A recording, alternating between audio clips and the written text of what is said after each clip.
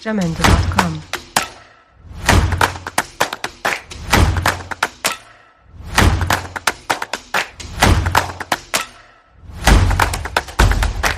Jamendo.com.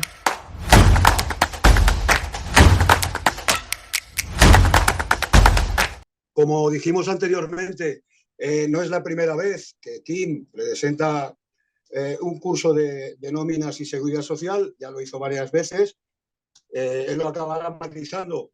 Es un curso que nadie va a salir aprendido o aprendida del todo, porque es bastante complejo, pero sí que es verdad que vamos a tener unas nociones como las hemos tenido en otras ocasiones, ¿no? Entonces, a partir de aquí, pues nada, Kim ya puede empezar el curso. Vale. Buenos días a todas y a todos. Gracias por la presentación. Gracias, Ángela. Gracias, Vivi. Y gracias a los compañeras y compañeros que estáis aquí en Igualada. Bueno, Igualada y es una localidad de la comarca de La Noya con una presencia importante de trabajadores y trabajadoras. Y bueno, estamos haciendo este experimento, de hacer un curso online. Aquí somos 30 compañeros y compañeras que me están acompañando. Vamos a pasar calor, creo, al final, con esto y tal, pero bueno. Sí, es verdad, llevo 48 años, he cotizado durante 40, he cotizado durante 48 años y he militado durante 46 entre la CNT y la CGT.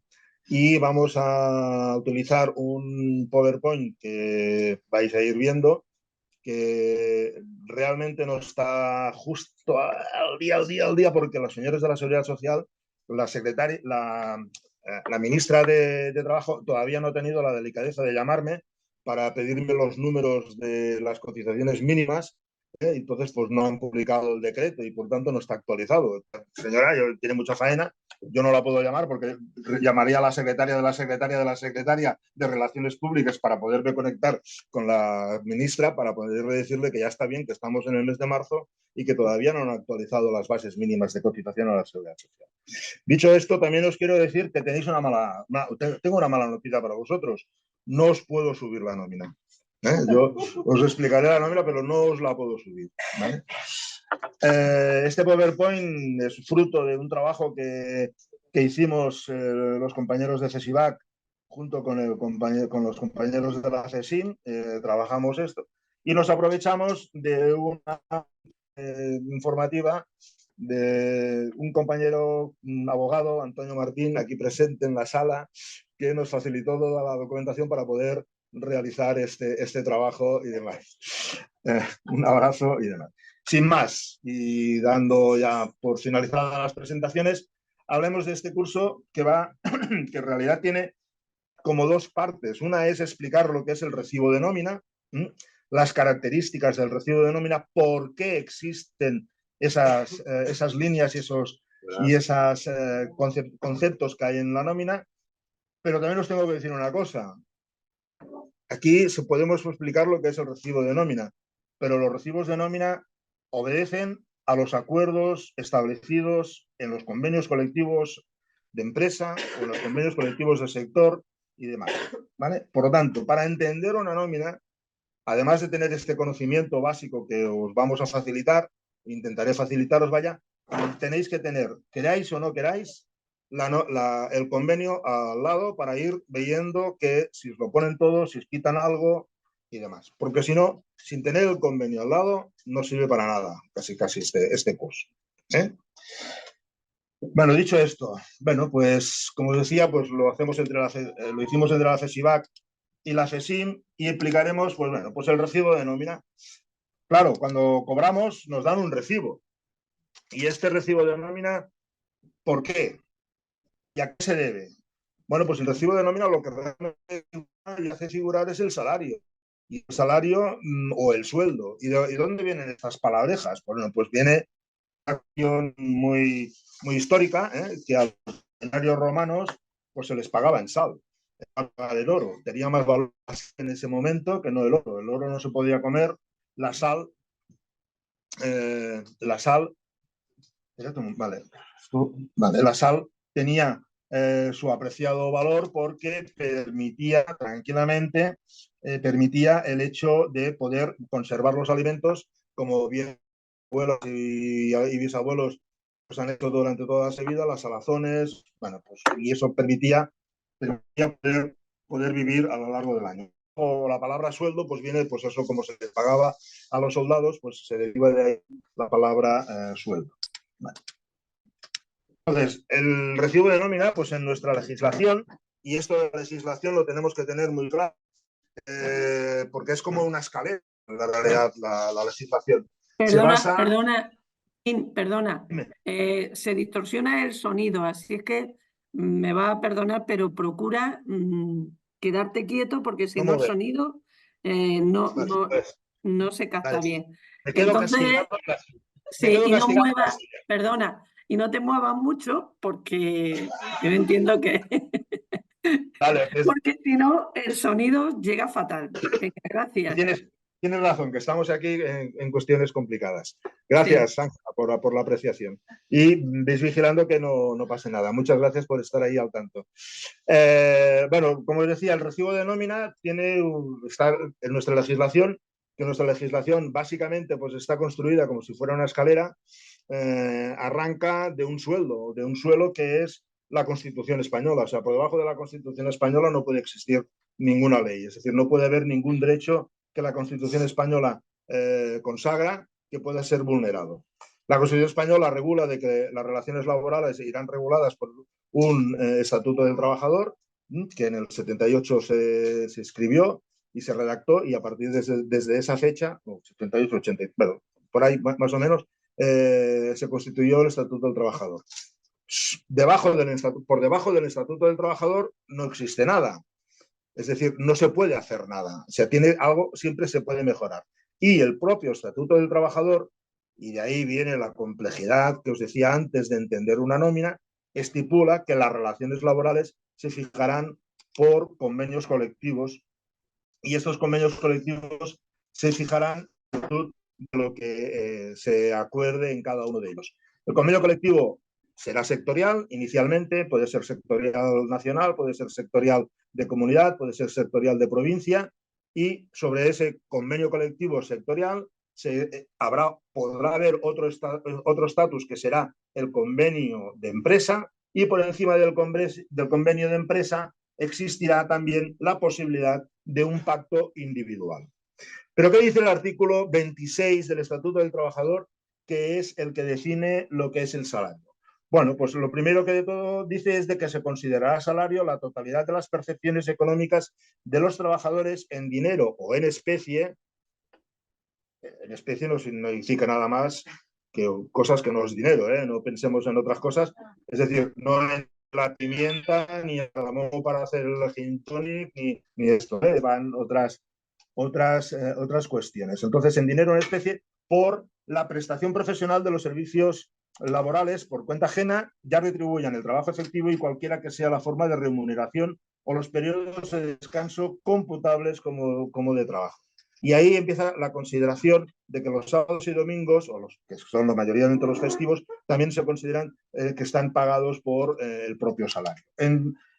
A continuación define de que aquellos trabajadores que están en el artículo 2, es decir, del Estatuto del Trabajador, la mayoría de los presentes, los de alta dirección y relaciones empresariales muy importantes, se les aplica las condiciones, como mínimo se les aplicará las condiciones reguladas en el Estatuto del Trabajador, y estas, que pueden ser mayoritariamente las que van a tener alguna retribución en especie, ya define de que jamás las retribuciones en especie pueden superar el 30% de la remuneración total por la prestación de trabajo, ¿vale? Sigue de que, eso sí, define de que todo es salario, es decir, todo aquello que derive de la relación laboral, todo será salario. Pero habrá circunstancias extraordinarias que no se va a considerar salario. Y estamos hablando de los suplidos y estamos hablando de las indemnizaciones. Detallaremos lo que son los suplidos y detallaremos lo que son las indemnizaciones, ¿vale? En definitiva, suplido es aquello que se necesita comprar o se necesita usar para hacer el trabajo directamente. Me refiero, por ejemplo, pues a los cuchillos de los matarices, a las herramientas de los paletas que tienen desgaste, incluso a las botas o a los zapatos de protección. Eso en realidad es un suplido, que te lo tiene que facilitar el empresario, pero si el empresario no te lo facilita y le es más cómodo darte el dinero para que tú vayas a comprarlo, el importe que va a reflejarse en la nómina de esa cantidad no va a cotizar a la seguridad social porque se considera un suplido, no se considera salario. ¿Por qué? Porque es necesario tener eso para poder trabajar.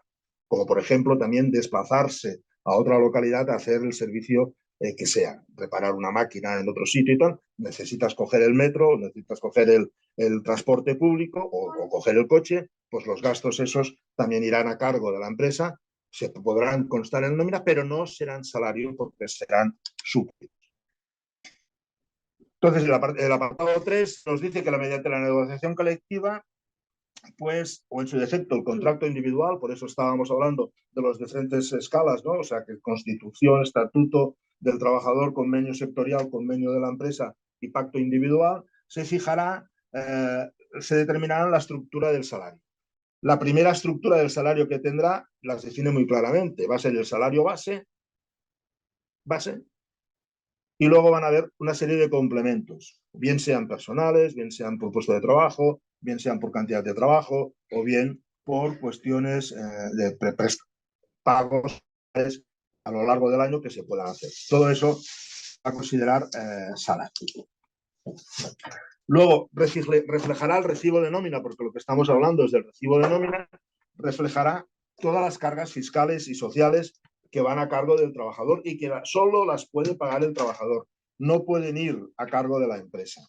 Esto quedó regulado en el Estatuto del Trabajador de esta manera porque en aquel momento había empresas en las que por la negociación colectiva, por el empresario y tal, las cargas sociales al final las asumía el empresario para subir un poquito más el sueldo.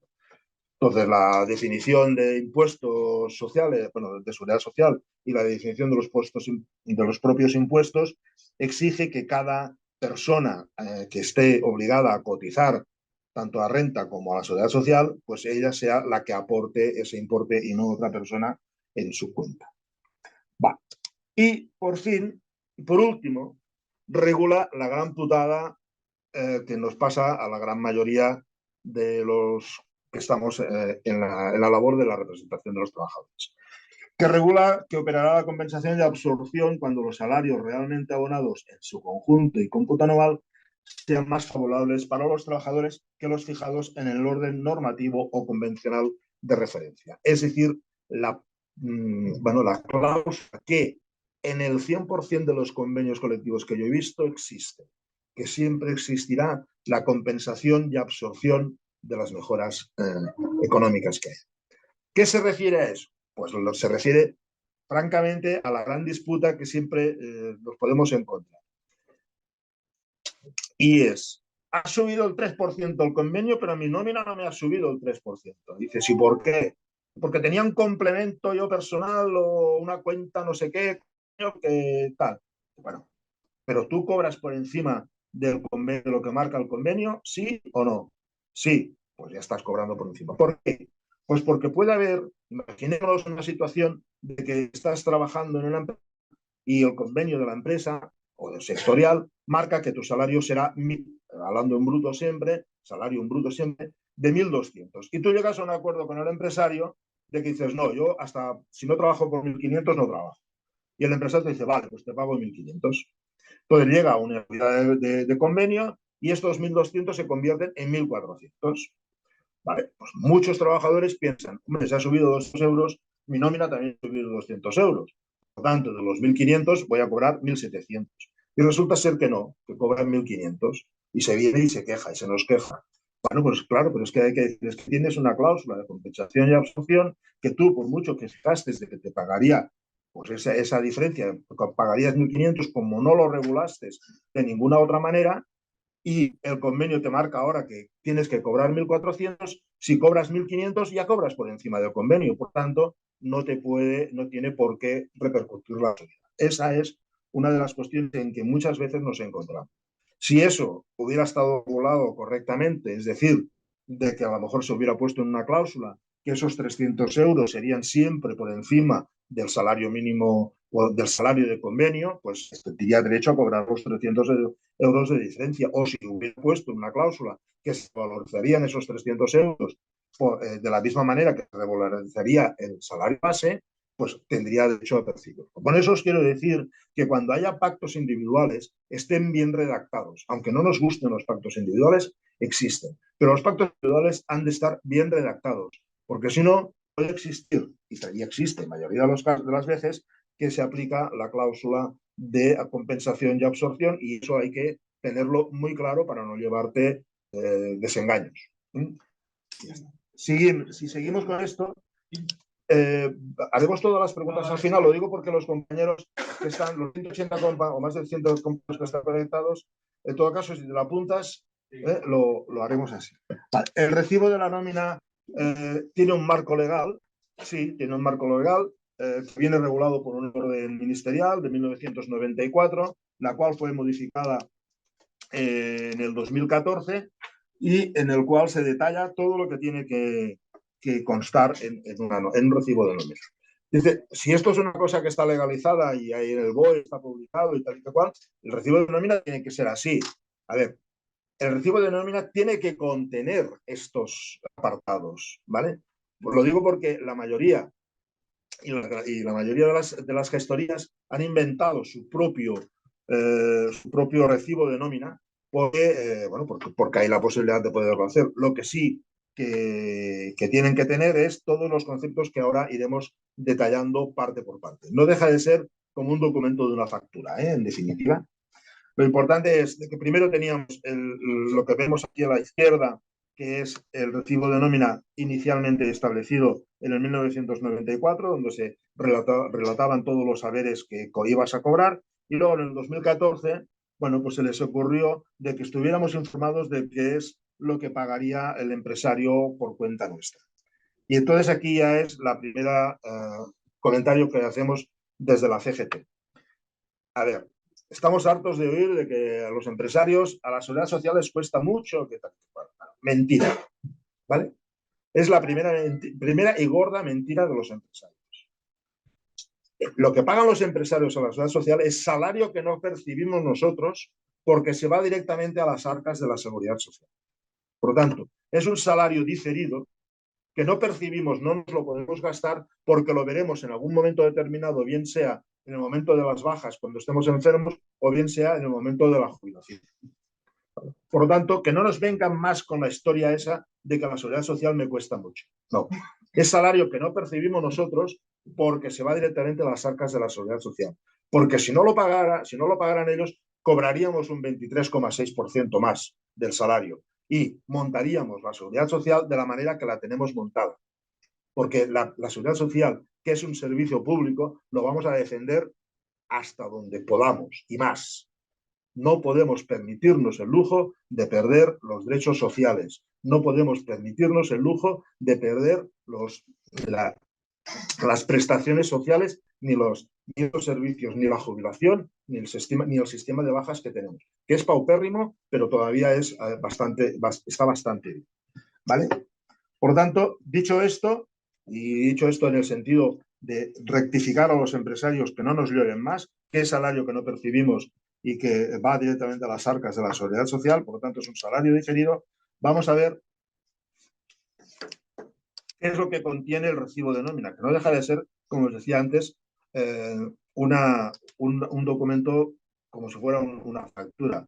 Os decía que fue en 1994, modificada por el 2014, ¿y qué contiene? Pues identifica a la empresa y el trabajador como una factura, como cualquier tipo de factura, uno que paga y el otro que cobra. Después detalla el salario del periodo trabajado, por lo tanto nos indicarán qué periodo nos están pagando en ese momento. Detallará también las cotizaciones a la seguridad social, detallará el impuesto que pagamos por el IRPF, aquello que os decía, que estipula en el apartado 3 del artículo 26, que dice y que relaciona que los impuestos tienen que pagarse directamente cada uno lo suyo, y por otra parte también identifica la entidad donde se ha ingresado ese dinero. ¿Por qué? Pues porque en definitiva antes, os acordaréis de que teníamos antes siempre la costumbre y la empresa iba a buscar siempre la firma en la nómina para tener el recibo de la nómina firmado. Ahora esto ha ido decayendo en su uso porque si hay algún pleito porque me pagas o no me pagas la nómina, el empresario justificando que en la relación de ingresos que ha hecho por transferencia bancaria lo ha pagado a la cuenta tal que es de fulanito o de fulanita, pues ya justifica que ha pagado la nómina y por lo tanto sustituye a la firma. Bueno, ¿qué tenemos aquí? Pues que cómo se identifican.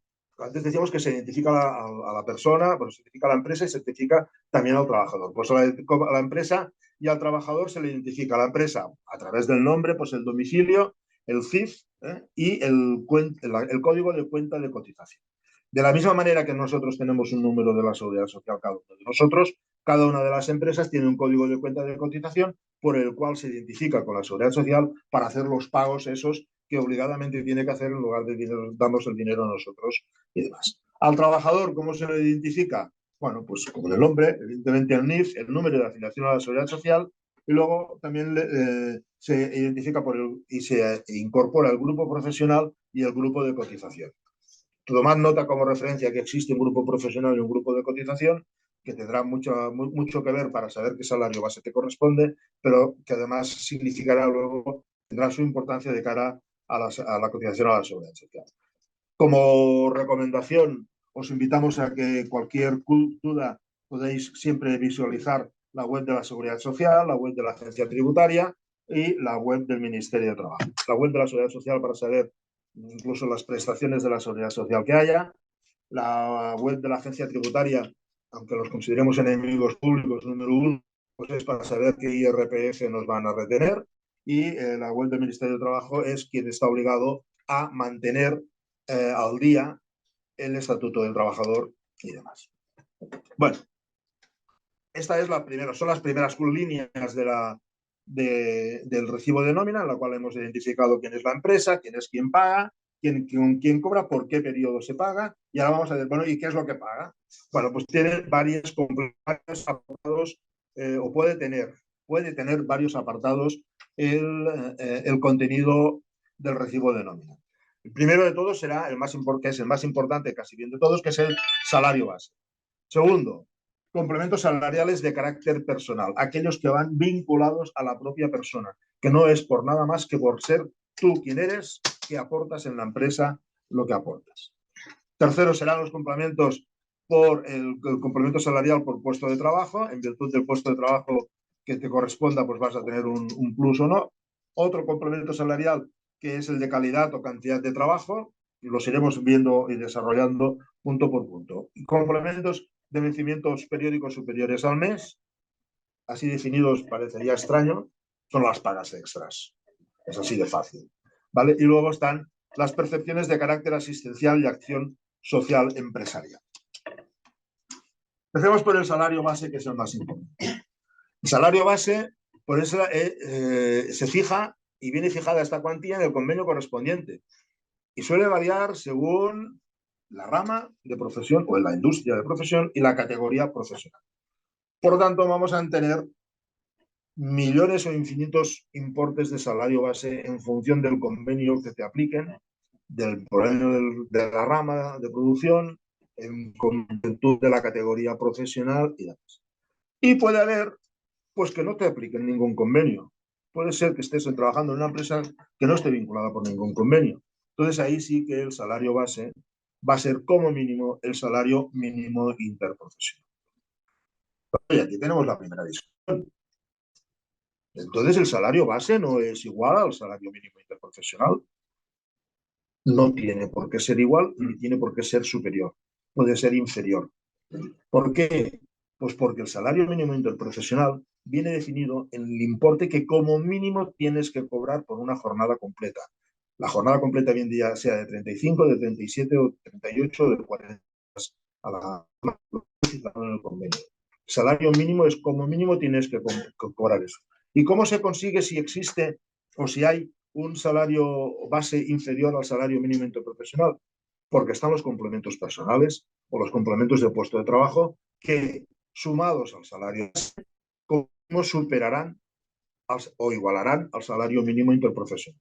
Por lo tanto, vamos a tener y vamos a ver tablas salariales con importes de salario base inferiores al salario mínimo interprofesional, pero que sumados a los importes de complementos salariales que haya en ese convenio, como mínimo tienen que igualar o superar al salario mínimo interprofesional, ¿vale? Por eso existe el segundo apartado de esta diapositiva, refleja de que cuando no tienes un convenio sectorial que se te aplica, como mínimo tienes que tener el salario mínimo interprofesional, porque los complementos vendrán definidos por los convenios en los cuales te estableces. Si tú no tienes convenio, como mínimo el salario base tiene que ser igual al salario. Vale, pues vayamos a seguir. Hemos hablado del salario base, que es, bueno, en catalán decimos la mare dels ous, ¿no? Eso es el eje principal de todo lo que puede pasar. Y a partir de aquí vienen los complementos. El primero y los más importantes son los vinculados a la persona. Los complementos de la persona, ¿cuáles son? Pues el primero es el de la antigüedad. La antigüedad puede ser que te paguen por trienios, puede ser que te paguen por quinquenios, puede ser que en unas categorías haya complementos de antigüedad y en otras no. Puede ser lo que se pacte. ¿Por qué? Porque por convenio se estipula lo que se quiera acordar entre la parte empresarial y la parte social. Entonces, ahí va a ir reflejado. Puede ser un plus anual, puede ser lo que se pacte. Habrá que leer y entender lo que dice el convenio. ¿Es importante la antigüedad? Pues sí, el primero de todo, pues porque cuando llevas el periodo, ya has pasado el periodo de prueba, automáticamente se convierte ese convenio ya en un acuerdo, en un contrato indefinido, inicialmente. Luego va a tener su efecto en los traslados, porque como bien sabréis, si una empresa es trasladada de un sitio a otro, los más antiguos en el lugar pues son los que tienen más derecho a quedarse en su puesto de trabajo antes de irse. También tendrán, evidentemente, cuando hay un despido por el medio, la indemnización que te pertoca es en virtud de los años trabajados en la empresa. También en los ascensos hay convenios en los cuales se regula que subirás de categoría y uno de los factores que se tendrá en cuenta es la antigüedad que estás en la empresa. Excedencias. Ahí el Estatuto del Trabajador marca que al cabo de un año estar trabajando tienes derecho a pedir una excedencia voluntaria de 2 años y eso puede ser mejorado en los convenios. Y por último, los premios. Aunque no os lo creáis, hay empresas en las cuales se estipula de que a lo mejor a los 25 años pues te dan un reloj, una paguita, 2 días más de vacaciones. Existen premios de este tipo en virtud de la antigüedad. Por lo tanto, os vamos dando ideas a poder reclamar cosas en los convenios, ¿vale? Aunque sean pequeñas cosas, pero existen. ¿Hay más cosas vinculadas a la persona, a la propia persona? Pues sí. La segunda es, por ejemplo, está plus por conocimientos.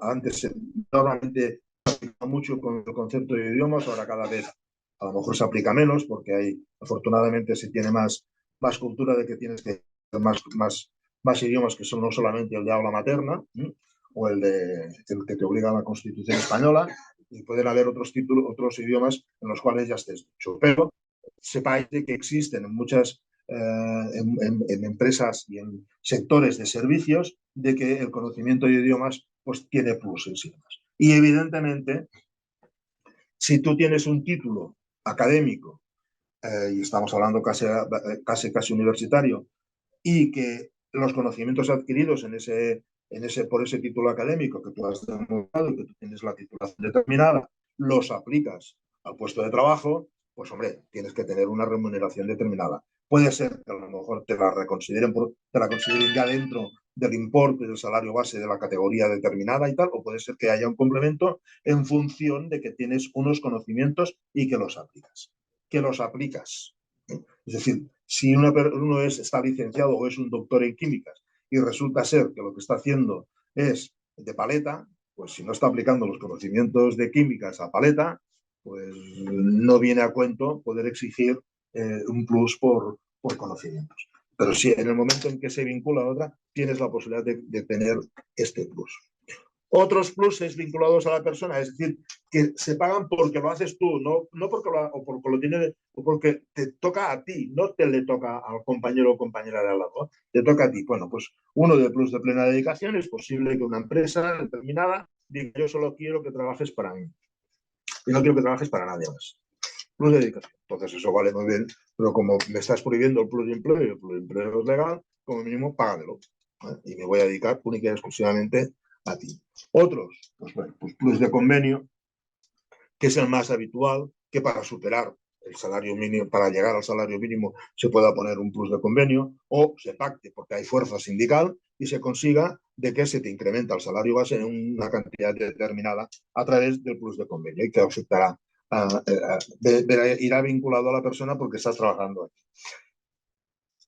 Bueno, en todo caso, como veis, tiene estas facetas. Hemos hablado de los complementos vinculados a la persona. Vayamos a hablar de los complementos salariales vinculados al puesto de trabajo, y al salario de calificación. El primero, el más claro de todos, y algunos de vosotros lo tenéis que percibir, es el de toxicidad, peligrosidad o penosidad, ¿vale? Si tú trabajas en una empresa con productos tóxicos, o trabajas con una empresa que hay un cierto grado de peligrosidad, o bien de penosidad, porque es una fundición, o porque, bueno, pues eso tiene que tener una consideración. ¿Por qué? Pues porque además, por sobre todo, de exigir que se apliquen todas las medidas de prevención posibles, que se nos doten de todos los EPIs necesarios que conozcamos y demás. Nosotros, como trabajadores de seguros, que sabemos lo que es un siniestro y lo que es un riesgo, sabemos que siempre es posible que pase alguna cosa. Por tanto, acá haya un plus. En definitiva, no es nada más ni nada menos que nos están pagando algo por el riesgo que puede llevar a nuestra persona. Ahora bien, si el puesto de trabajo, o sea, esto es en las empresas o en las industrias en las cuales están afectadas por estas circunstancias. Pero ahora bien, un puesto de trabajo en el cual puedan existir estas circunstancias, por ejemplo, si estamos hablando de una empresa química y están trabajando con ácido clorhídrico y demás, por mucho que te pongas mascarillas y demás, vas a inhalar los productos de... Si ese puesto de trabajo ha sido valorado por prevención de riesgos laborales con unas características determinadas y se ha llegado al acuerdo con el empresario de que se va a retribuir por ese puesto de trabajo por un importe determinado, ese importe determinado seguramente suplirá cualquier plus que se haya establecido de toxicidad o de peligrosidad.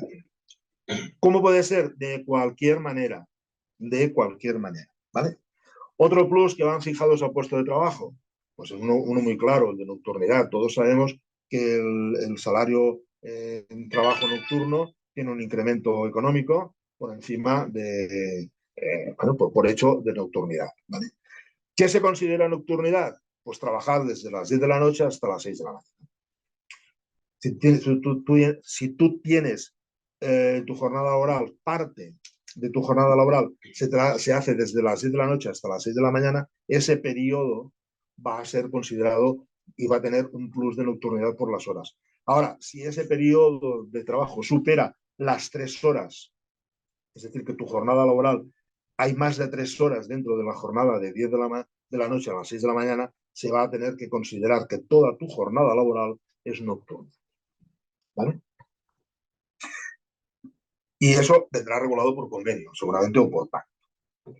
¿Qué más hay? Bueno, pues hay otros complementos, como puede ser el de distancia y transporte, el plus de turnicidad. El de distancia y transporte, pues imaginaros que una empresa es trasladada de un polígono a otro y la empresa, para compensar gastos, pues da 2 céntimos por kilómetro. Bueno, no sé, por decir una tontería, ¿no? Pues eso. Otro plus, el plus de turnicidad. De la misma manera que existe el de nocturnidad, hay empresas que trabajan las 24 horas del día y hay el correturnos, ¿no? Entonces, pues bueno, pues ese turno, ¿por qué? Pues porque romper lo natural, lo normal que es trabajar de día, pues perjudica la salud, sencillamente. Luego está el de especial responsabilidad, sus propias palabras lo dicen.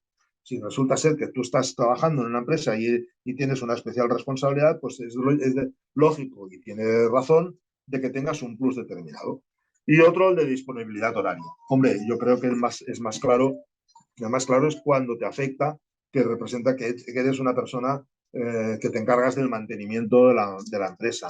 Y hay más de una y tenéis un turno y resulta ser que te dan un teléfono para que, bueno, pues para que atiendas. Hay una caída de la luz, cualquier cosa de estas, que la empresa tiene que seguir funcionando, bueno, pues tenga la posibilidad de ir a trabajar allá. Y eso se gratifica con un incremento determinado, un plus determinado o complemento determinado.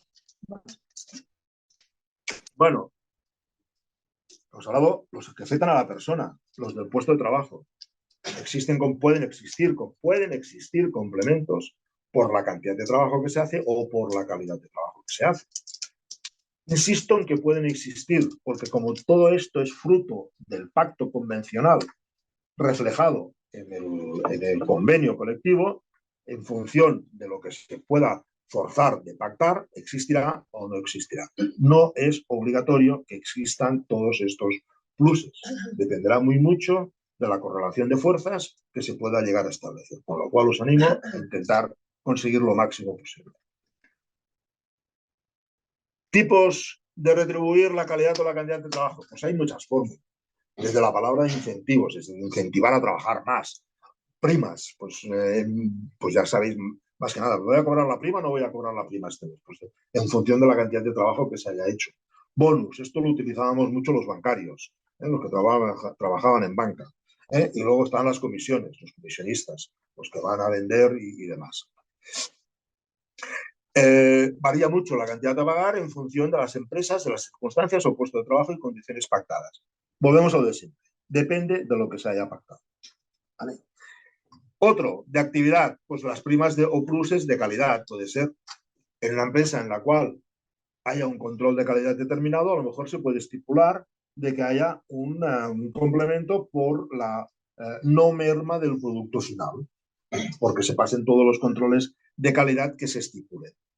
A partir de aquí, pues la calidad y cantidad de horas y la cantidad de trabajo. Bueno, pues existen las horas extraordinarias. Y de horas extraordinarias, las normales o habituales son unas y luego están las de fuerza mayor. Las horas normales o habituales son voluntarias. Que nadie venga con la historia de que tengo que hacer horas extraordinarias porque sí. Son voluntarias. Y como mínimo se tienen que retribuir al mismo precio que una hora normal, lo cual significa de que se puede incrementar el precio de la hora extraordinaria. Y luego están las de fuerza mayor. Las de fuerza mayor son por causas extraordinarias. Lo que, repito, los que trabajamos en seguro lo tenemos muy claro. Todo aquello que viene de un siniestro, todo aquello que viene de incendio, que se cae una máquina, que hay una inundación y demás. Entonces ahí ya no son tan voluntarias, sino que hay que colaborar con el empresario para que la empresa vuelva a funcionar lo antes posible. Y por tanto se les llama de fuerza mayor. Se van a pagar igualmente, en virtud de lo que se haya pactado, y lo único que van a tener una diferenciación en la cotización a la seguridad social. ¿Alguien me puede...? ¿No extraordinaria? Si hay una punta de trabajo, un pedido que viene extraordinario, no. Eso es una cosa estructural. Si la empresa recibe un encargo que tiene que hacer 1 millón de piezas más, bueno, pues bienvenido sea, que contrate más personal y tal, pero eso no es una cuestión de fuerza mayor. Una cuestión de fuerza mayor es algo insospechado, imprevisto, azaroso. Una definición que nosotros, los que trabajamos en seguros, lo tenemos muy claro. Lo que es un siniestro, que es una cosa involuntaria y que nunca puede ser, y no puede ser predecible. Que te venga un pedido de la China de un producto determinado, eso puede ser fácilmente predecible. Por lo tanto, estamos en esto. En las horas extraordinarias, pues bueno, claro, te obligan, si hay una inundación y resulta ser que te está inundada también tu casa y la empresa, pues primero quita el agua de tu casa y luego ves a quitar el agua de la empresa. O sea que tengámoslo también claro, que te pueden obligar hasta un cierto punto. ¿Vale? Venga. Estamos en los complementos. Bueno, pues esto, en realidad, el salario se basa en estas 4 apartados que hemos dicho antes. El salario base fijado, los complementos personales, los complementos por puesto de trabajo y los complementos por calidad o cantidad de trabajo. Y luego nuestro ordenamiento jurídico estipula a través del Estatuto del Trabajador que, como somos así, pues que además de las 12 mensualidades vamos a tener 2 pagas extras. Una que será para Navidad y otra que será a pactar. Lo normal es que sea en vacaciones o previo a vacaciones.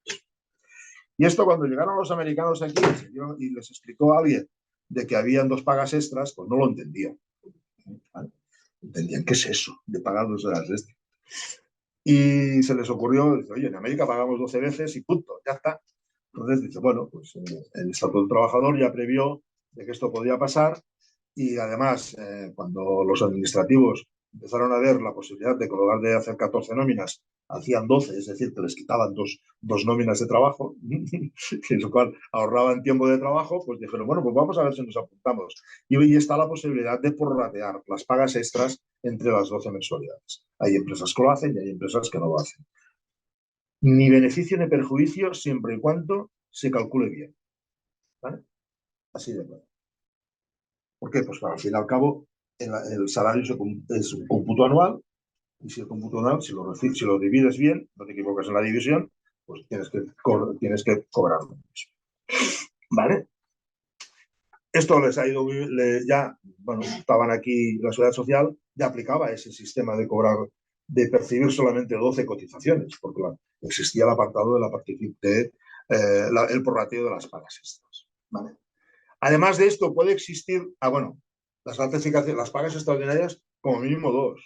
Tú puedes pactar las que te dé la gana. Puedes conseguir que hayan las que sean, las que llegues a conseguir. Hay muchos ramos que tienen 3. Pero eso ya dependerá de lo que se pueda llegar a conseguir. Luego existe la posibilidad de que haya empresas que digan, bueno, pues la tercera paga a lo mejor pues lo voy a hacer en virtud de los beneficios que se tengan. ¿Cuándo hay que pagar la paga de beneficios? Cuando se sepa que exista. Ya está, si quedan estipulados. Repito, si quedan estipulados en el convenio o en el pacto de empresa o en el contrato individual. Y ya hablaremos de aquello que decíamos de que se pueda retribuir el salario en especie. Bueno, pues los complementos en especie son aquellas remuneraciones que se perciben de bienes distintos al dinero. Puede ser la vivienda, la manutención, el alojamiento, seguros, un automóvil privado. Todos estos conceptos que a veces oímos de que a los empresarios o a los directores de las empresas les facilitan un coche y demás, forma parte de su salario. Eso jamás puede ser superior al 30% del salario total a percibir. Y si hay algún trabajador que por lo que sea también cobra en tal especie, como mínimo en efectivo siempre tiene que cobrar bruto el salario mínimo interprofesional. ¿Vale? Y luego existen otras posibilidades de, bueno, pues una cosa extraordinaria como puede ser un pago de residencia, porque por un periodo determinado, pues a lo mejor te compensan ir a trabajar. Pues resulta ser que tienes que plantar viñas en Logroño. Imagínate, plantar viñas en Logroño. Pues bueno, pues el desplazamiento y el pago de esa vivienda durante un tiempo de estar plantando viñas, pues puede ser formar parte del salario. Y todo eso se cotizará a la seguridad. Y luego están las percepciones de carácter asistencial y acción social empresarial. No forman parte del salario, no obstante, y deben cotizarse por ellas a la seguridad social. Hay cosas que no son salario, pero también deben cotizarse, que son los servicios sociales y la seguridad social complementaria. A las ayudas escolares, premios de nupcialidad, de natalidad y tal. Es decir, pueden haber premios de cualquier tipo. Todos vienen vinculados y todo va vinculado a través y se pagan porque estás trabajando en una empresa determinada que los tiene establecidos, eso va a cotizar también a la seguridad social. Por ejemplo, puede existir de que tengas el complemento de incapacidad transitoria al 100% del salario. Es decir, que aparte de lo que percibas de la seguridad social, vas a percibir hasta el 100% de tu salario porque se haya pactado que cuando estás de baja vas a cobrar el 100%. Hay convenios que estipulan que la primera baja del año la vas a cobrar al 100% y a partir de la segunda ya vas a cobrar lo que marque la seguridad social. Luego veremos cómo paga la seguridad social. ¿Vale? Esto puede existir. Y luego están los créditos, los reintegrables en su totalidad o en parte. Puede haber empresas que... A ver, créditos. No estamos hablando de adelantos de la nómina. Estamos hablando de créditos, empresas que te pueden facilitar dinero para la compra de los bienes que tú necesites y que tengas que devolver ese dinero. Si hay parte de ese dinero que no lo vas a devolver porque esté estipulado de esta manera, eso se va a considerar retribución salarial y va a tener que cotizar. Si te aplican un interés y ese interés está por debajo de lo que el Banco de España retribuye al dinero oficialmente, la diferencia entre un porcentaje y el del Banco de España se va a considerar salario y se va a tener que retribuir. Eso les pasa a los bancarios, les pasaba mucho antes de que les daban un dinero determinado a un interés muy bajo y resulta que el Banco de España pagaba más. Pues ese diferencial a lo mejor del 2 al 4, ese 2% o ese medio punto por ciento que no pagaban del precio del dinero del Banco de España, pues se consideraba salario y cotizaba. ¿Vale?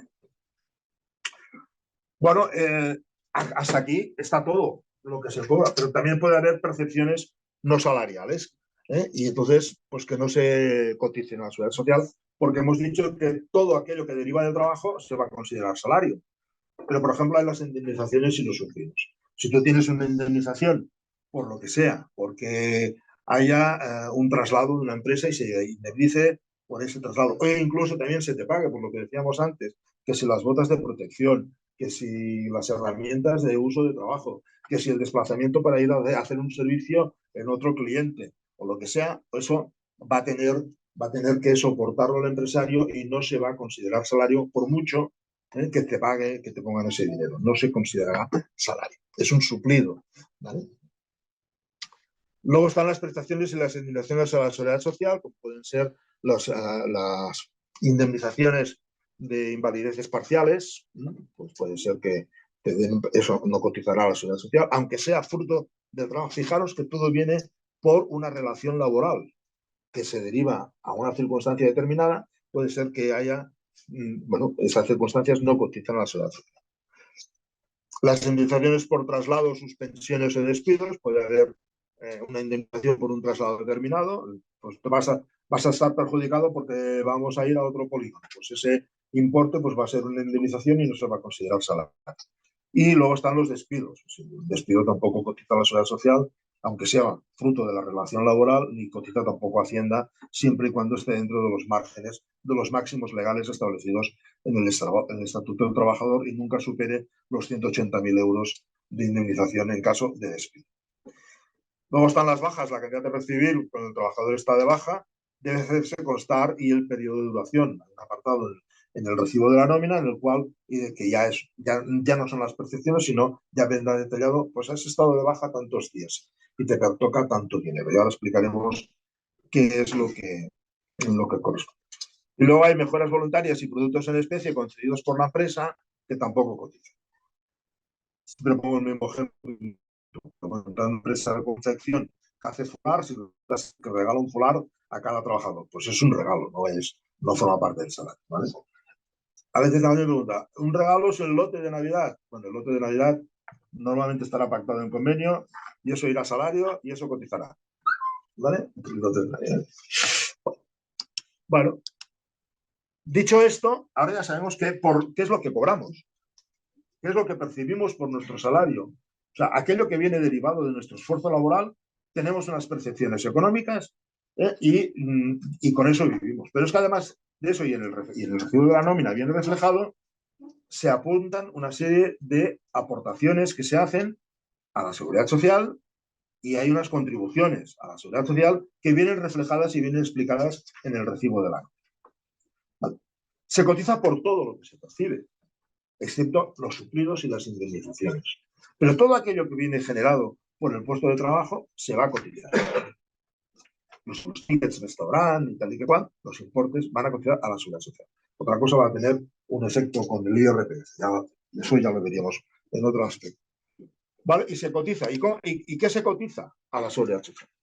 Bueno, como antes os decía, en la definición del trabajador, aparte del nombre, del CIF y el número de cuenta de la seguridad social, identificaba también por la categoría profesional y el grupo de cotización. Pues aquí tenemos los 11 grupos de cotizaciones que existen desde que el capitán Trueno era sargento, pues existen en la seguridad social. Los 7 primeros son la jornada completa, y los otros, bueno, jornada completa y cotizaciones mensuales completa, es decir, contratos indefinidos, y los otros son por día trabajado. Hay contratos bueno, hay convenios y hay contratos que vienen regulados de una percepción mensual y otros de una percepción diaria. Y aquí me he permitido el lujo, por eso os decía que todavía no me ha llamado la ministra de Trabajo, me he permitido el lujo de hacer el cálculo actual, que tiene que ser para el 2024. ¿Vale? Si vas a la Seguridad Social, en estos momentos los 1.323 de cotización mínima están en 1.260 y en lo que es las bases mínimas de cotización diaria están a 42 en lugar de 44,10. Bueno, pues yo he cogido el 1.260 que había antes en el 2023, era fruto de los 1.080 euros de salario mínimo interprofesional multiplicado por 14 dividido entre 12, que daba 1.260, pues ahora los 1.134 del salario mínimo interprofesional multiplicado por 14 dividido entre 12 nos da los 1.323. ¿Vale? Por lo tanto, como todo el mundo como mínimo tiene que cobrar en una jornada completa, estamos hablando, tiene que cobrar 1.134 euros, cuando esto lo multiplicas por 14, es decir, a la mensualidad le añades la parte proporcional de las pagas extras, de mínimo tienes que cotizar por 1.323. ¿Vale? Esto es hasta el grupo de cotización 4, es decir, hasta los ayudantes no titulados, y luego están los jefes administrativos que como mínimo tienen que, bueno, yo creo que va a ser, ahí es una suposición mía, 1.333,3, el técnico 1.459,2 y el superior 1.759,5. Me imagino que ya os imagináis que no hay ningún dirección, bueno, licenciado ni de alta dirección que cobre solo 1.759 euros al mes, cobrarán más, ¿vale? Y ni jefes administrativos tampoco van a cobrar 1.333, van a cobrar más y demás. Estas cifras no me las apuntéis, os lo pido por favor, porque es los números que yo he calculado. Me he arriesgado a ponerlos aquí sin saber exactamente el decimal que le va a corresponder en virtud del cálculo. Repito, si la ministra me llama, le diré que son estos números, pero estoy esperando que me llame, a ver si coge el teléfono. ¿Vale? Y por otra parte, como la Seguridad Social, a la hora de la pensión y a la hora de las prestaciones, tiene unos límites máximos a pagar, también estipula unos límites máximos a cotizar. Este límite máximo estará, este año 2024, está en 4.720,50. Claro, un salario de 4.720,50, pues nos vamos directamente a alguien que cobra por encima de los 54.000 euros al año. Es decir, la mayoría de vosotros. ¿Vale? Pues entonces, sabéis que más de los 4.720,50, no, por mucho que cobréis, no podéis cotizar. ¿Vale? Y eso tiene sus efectos a la hora de la pensión de la jubilación. ¿Vale? Y ya está. Y luego, pues están eso, las cotizaciones de los 40, hasta el diciembre del 23 eran 42, y yo supongo que dará 44,10, que es dividir 1.323 entre 30. ¿Vale? Y esto, repito, que son los números estos, cogerlos muy con pinzas porque puede variar decimales, o espero que solamente sean decimales. Si se cotiza diariamente, bueno, pues son 149,85, es el salario máximo diario a cotizar. Y ahora, ¿por qué sale aquí? Por cada uno no tenía que tocar. Bueno, me he bajado mucho. Bueno, y sobre esos importes cotizamos. Claro, no ponemos todo ese dinero, que hay un porcentaje. Entonces, ¿cómo se cotiza? Pues con las contingencias comunes. Ya directamente la empresa no nos paga el 23,6, sino que lo pone directamente a la Seguridad Social. Y nosotros aportamos el 4,70. En total, hay un 28,30, que es lo que va directamente a la Seguridad Social de nuestro salario. ¿Para qué? Pues para pagar las bajas y para pagar mi salario, por ejemplo, soy jubilado, por lo tanto yo cobro mi pensión, y la de mi amigo Antoni también. ¿Vale? Vale. Luego está, como antes os he dicho, estaban las horas extraordinarias, que pueden ser de fuerza mayor o pueden ser las normales. Las normales se cotiza lo mismo, es el 23,6, y las extraordinarias, como es una cosa que nadie prevé que pueda pasar, pues se cotiza menos porque para que no sea una carga. Entonces solamente se cotiza el 12 y el 2. Y luego mi amigo Escribá, en el año 2022, miró la caja y dijo, uy, me faltará dinero para pagar a Baby Boom las pensiones. Vamos a inventarnos una aportación. Y se inventó esto, el Mecanismo de Equidad Internacional, el MEI, que empezó con una aportación del 0,50 al empresario y el 0,10 el trabajador, y eso va a tener una evolución hasta el 1% que aportará el empresario y el 0,2 que aportará el trabajador. Progresivo hasta llegar a estas cifras. Este 2024 ya hemos pasado 0,58 y el 0,12 y llegará, si no recuerdo mal, hasta 2035, y en el 2035 hará un análisis y va a tener necesidad de más dinero o no para pagar las pensiones. ¿Vale? Pues esto es lo que hay que cotizar como mínimo a la seguridad social. ¿Vale? O sea, ¿hay más cotizaciones? Sí, claro, se cotiza más. Veréis vosotros de que tenemos dos tipos de cotizaciones más. Una, que es el desempleo, en el cual la empresa aporta el 5,50 y el trabajador el 1,55. Una cosa me he dejado de decir. Hay algunas nóminas, hemos estado viendo algunas nóminas de que el MEI no lo ponen y lo suman directamente a la aportación del trabajador. En lugar del 4,70 ya ponen directamente el 4,82. A ver, da lo mismo, que lo mismo da. Entonces, porque se han ahorrado una línea de tinta, ya está, no por nada más. ¿Vale? Entonces decía, el desempleo, la empresa paga el 5,50 y el trabajador paga el 1,55 en el caso normal. En cambio, si hay contratos de duración determinada o de tiempo determinado, pues entonces como se presupone de que va a ir al paro, pues la empresa ya aporta el 6,70 y el trabajador aportará el 1,60. Luego estará la formación profesional, esa gran bolsa de dinero que manejan los empresarios y los sindicatos mayoritarios, estructurando cursos y haciendo chalaneos con el dinero para quedárselo, en el cual aportamos el 0,10 nosotros y el 0,60 los empresarios, el 0,70. Pues imaginaros el 0,70 de la nómina de todos los trabajadores, la cantidad de dinero que ya va para la formación profesional y lo que nos cuesta arrancar una formación profesional al empresario teniendo esa bolsa de dinero. Aparte de esto, hay una aportación que se la hace el empresario, ya de dos aportaciones que hace el empresario. Una, la primera, Fogasa, que es el Fondo de Garantía Salarial, evidentemente, solamente faltaría que tuviéramos que aportar algo nosotros. Esto no deja de ser una mutualidad que se monta entre los empresarios para cubrir cuando uno de ellos se da la quiebra, se va a las Bahamas o lo que sea y tal y cual, y nos deja con las nóminas colgadas o las indemnizaciones por pagar. Está el Fondo de Garantía Salarial. Y luego está la prima que se cotiza a las mutualidades, bueno, a las mutuas de accidentes laborales y de enfermedad profesional, que como viene una cosa derivada y una responsabilidad de ellos, pues ya lo pagan directamente ellos. Es una tarifa que hay unos actuarios que lo calculan y tal, lo paga directamente el empresario, y nosotros ya eso ni entramos ni vivimos porque es una responsabilidad empresarial de toda la vida que existan las mutuas patronales y demás. Otra cosa es el mal uso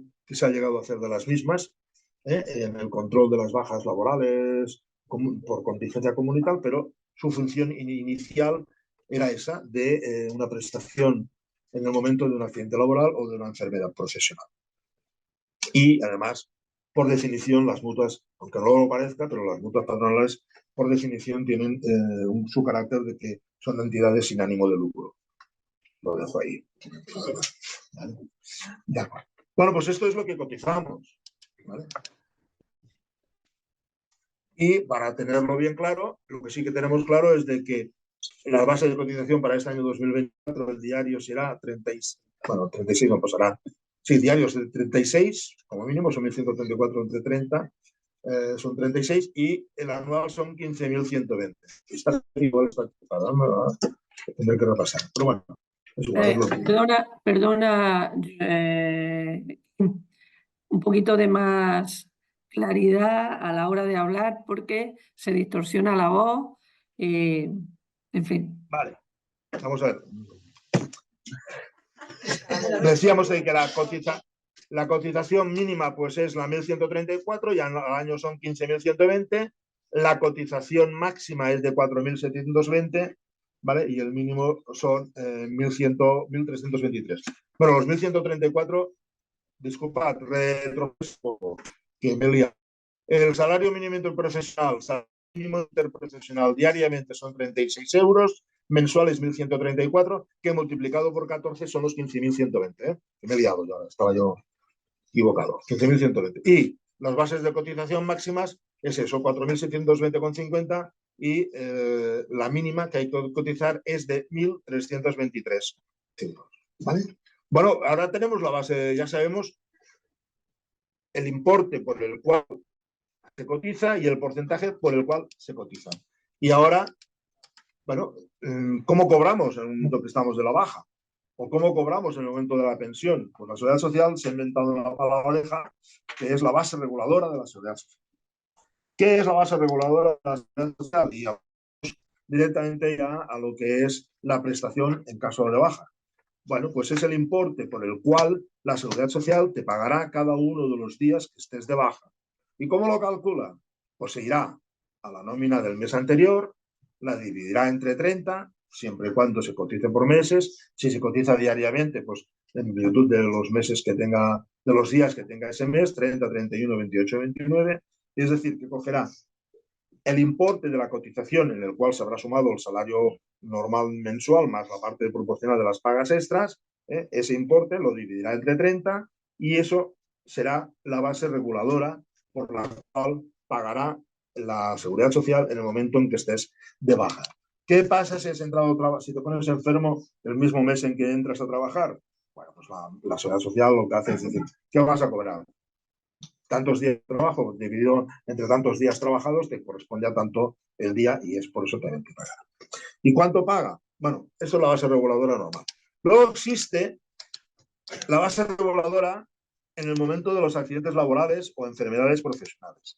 En realidad es lo mismo que la anterior, que tiene en cuenta que a esa base reguladora que hemos encontrado de todo del importe cotizado del mes anterior dividido entre 30, le añadirá la parte proporcional de todas las horas extraordinarias hechas en el año anterior. O sea, ya, ¿qué importe me has cotizado por horas extras? Tanto, dividido entre 365 y lo sumará a la base reguladora que hemos encontrado los 30 días. Eso es única y exclusivamente en el momento de un accidente laboral o de una enfermedad profesional. ¿Vale? ¿Y qué pagará? A no ser que esté regulado con que percibirás el 100% del salario y demás, los primeros 4 días no paga nada. Pero del cuarto día al 20º día pagará el 60% de esa base reguladora en el momento en que estés en incapacidad transitoria de baja común. Y a partir del 21º día, el 75% de esa base reguladora. Si fuera un accidente laboral o una enfermedad profesional, abonará el 75% desde el primer día que sucede el hecho. ¿Vale? Eso está ahí. Y ahora aquí empezamos a tener las problemáticas. ¿Vale? ¿Por qué? Pues porque cuando paga la Seguridad Social, paga en virtud de lo cotizado en el mes anterior. Y en el mes anterior, como bien sabéis, van incorporadas la parte proporcional de las pagas extras. Lo cual significa que cuando lleguen las pagas extras, el trabajador y la trabajadora que haya estado 1 o 2 meses de baja o el tiempo que haya sido, dirá, yo no cobro la paga extra, no cobro lo mismo, he cobrado por debajo de... Lo que ha hecho la empresa es decirle, en el momento que has estado de baja, te ha estado pagando la Seguridad Social la parte proporcional de la paga extra que ahora no te pago yo porque ya las cobra. Y por lo tanto, de ahí viene de que cuando estás de baja, parece ser que no pierdas mucho, pierdes algo, pero no mucho, pero en cambio cuando llega la paga extra se ve mermada porque ya la has cobrado anteriormente. Esto, por un lado, en las bajas comunes. Ahora, si esto nos lo trasladamos cuando se paga la baja por maternidad o por paternidad, que ya se paga el 100% del todo, cuando llegas al momento de cobrar la paga extra, de los 3 meses que has estado percibiendo por baja de maternidad o de paternidad, no te van a pagar la parte porque la has cobrado. porque también hace lo mismo. Va a buscar la base de cotizada del mes anterior del momento de la baja. ¿Vale? Tenedlo en cuenta esto. En el momento en que vengáis y recibáis la queja, que es muy habitual, sepáis que el motivo puede ser este. Pueden estar equivocados, pero puede ser este. ¿De acuerdo? Entonces habrá que comprobar. Bueno. Las pagas extraordinarias. Un poco vamos a repetir lo que hemos dicho de las pagas extraordinarias, de que se meritan en función por cada día trabajado.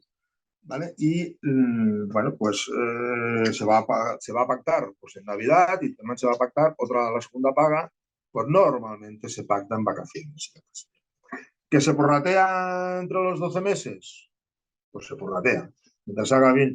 Me diréis, ¿qué es mejor una cosa o la otra? Pues depende de cómo se sepa organizar cada uno de nosotros en nuestra vida doméstica. ¿Sabes? Hay aquel que ya le gusta ser hormiguita y va guardando, y va guardando, y va guardando, y hay aquel que necesita que le dé un porrazo, le venga una paga para poder disfrutar de las vacaciones y demás. Cada uno que se organice como pueda. ¿Quién soy yo para meterme en la casa de otros? Tengo yo problemas con la mía. Imaginaros, ¿vale? Ahora bien, para prorratearlas tiene que haber un acuerdo. Claro que esto es muy relativo, porque, por ejemplo, la empresa donde estaba trabajando se pactó en su día y tal, pero los que entraban de nuevo no se les pactaba. Aquí se paga esto y punto, se ha acabado. Y punto. Y hay empresas que mantienen el pago mientras haga, repito, mientras el pueblo se haga bien, no pasa nada. Bueno.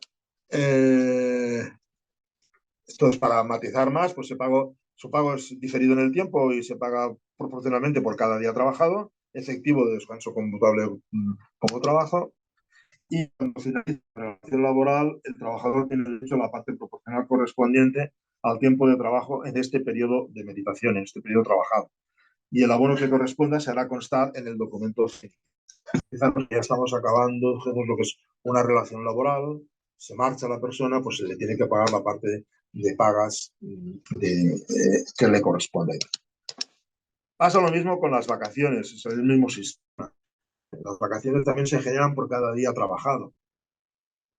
Entonces, pues tienes derechos de hacer las vacaciones, ya sabéis, recordáis de que las vacaciones hay que hacerlas, sí o sí, no se pueden cobrar, solamente se pueden cobrar en el momento en que marches de la empresa, y es más, si has estado de baja y no has hecho las vacaciones, cuando acaba el periodo de baja tienes derecho y casi obligación de hacer las vacaciones, porque una disposición, bueno, sentencia del Supremo ya dictaminó de que las vacaciones es el derecho al descanso, y cuando tú estás de baja no estás descansando, te estás recuperando para ponerte a trabajar, y el descanso lo tienes que hacer. Por lo tanto, por mucho que estés un año de baja, cuando acaba ese año tienes que hacer las vacaciones. Entonces viene aquí, pero esto se puede acumular si lo pactas con el empresario, y al empresario también le viene bien que tú las hagas 2 meses seguidos y te pongas mirando para Cuenca, no pasa nada, ¿vale? Entonces, es así.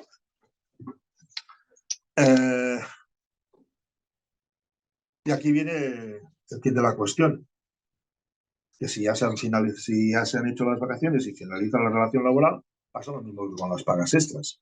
Si ya las has cobrado y resulta ser que finaliza tu relación laboral y marchas antes del año, pues tienes que devolver dinero. ¿Qué quiero decir con esto? Lo normal, o lo mayoritario, hoy está pasando ya cada vez más, es que el salario se estipule desde el 1 de enero hasta el 31 de diciembre. Entonces, tú generas vacaciones y tú generas pagas extras cada día que estás trabajando. Imaginémonos de que marchas el mes de marzo y tú estás en el periodo, en esta simulación de que te contabilicen desde el 1 de enero al 31 de diciembre. Llegas al mes de marzo y no has cobrado. Tienes derecho a cobrar. ¿Qué tienes derecho a cobrar?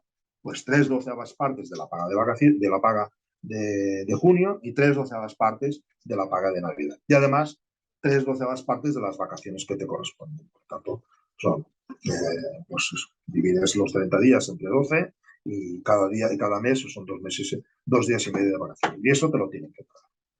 Pero ahora pongamos de que estamos en esa misma situación, de que se calcula desde el 1 de enero al 31 de diciembre y has hecho las vacaciones en el mes de agosto y qué caray, viene y te toca la lotería y marchas en octubre, en septiembre, ¿vale? Marchas el 30 de septiembre, vas y te hacen la liquidación porque te ha tocado la lotería, con la sonrisa más amplia que pueda haber y tal y que igual, y el empresario te liquida y entonces te dice, vale, pero yo te he pagado toda la paga de vacaciones y solamente me has trabajado 9 meses, por lo tanto me debes 3/12 partes de la paga.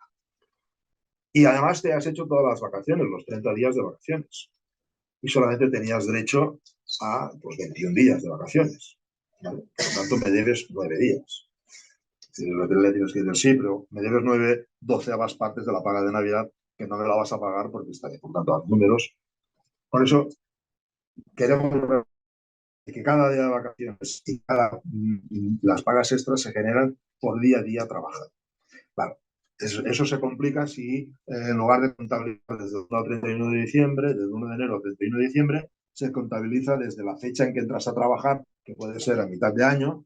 Entonces, eso se complica. Bueno, pues es en virtud de todos los meses. Si has cobrado la paga y la has generado y te la han pagado en virtud de lo que has trabajado, pues empiezas desde ahí, desde cero y tal. Es un cálculo de números y demás. Ya está. Las vacaciones, bueno, evidentemente se incluyen los descansos computables como trabajo, los festivos y los permisos. Y respecto al periodo de huelga, si tú has estado de huelga ya te descontarán el dinero por estar de huelga, eso está claro, pero no pierdes ningún derecho, ningún día de vacaciones que te corresponde. O sea, es decir, aunque estés un mes de huelga, pues está declarado la huelga, pues bueno, pues no pierdes ninguno de los 30 días de vacaciones que te pertocan. ¿Vale?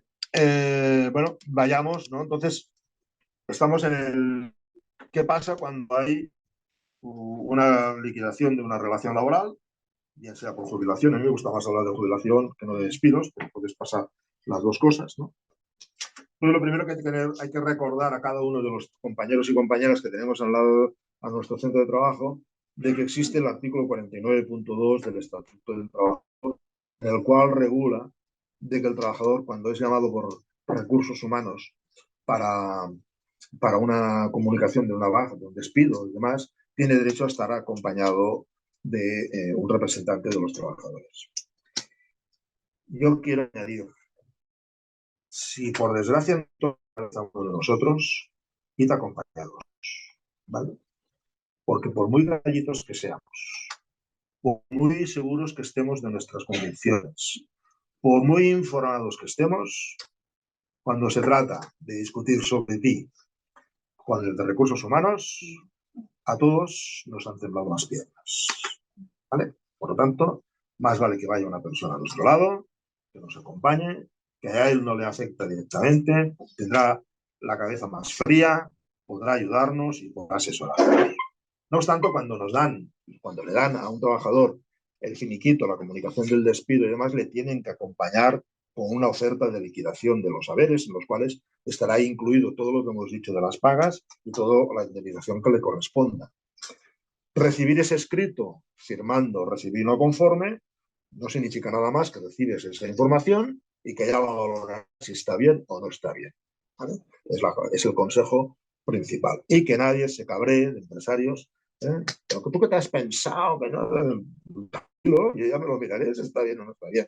Eso en el momento, ese que acabo de decir, tranquilo, ya me lo miraré, cuando te toca a ti no lo sabes decir.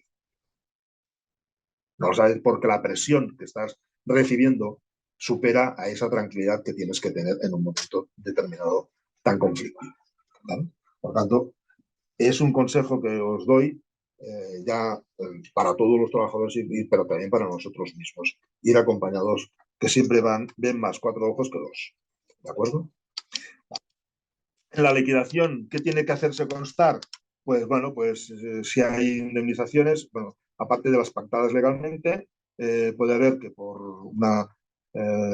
haya una indemnización por fin de contrato o de obras eventuales, depende de si hay un contrato de ETT, también existirá. Si el que se ha muerto es el empresario o se jubila el empresario, sepáis que el Estatuto del Trabajador marca que tienes una indemnización de una mensualidad.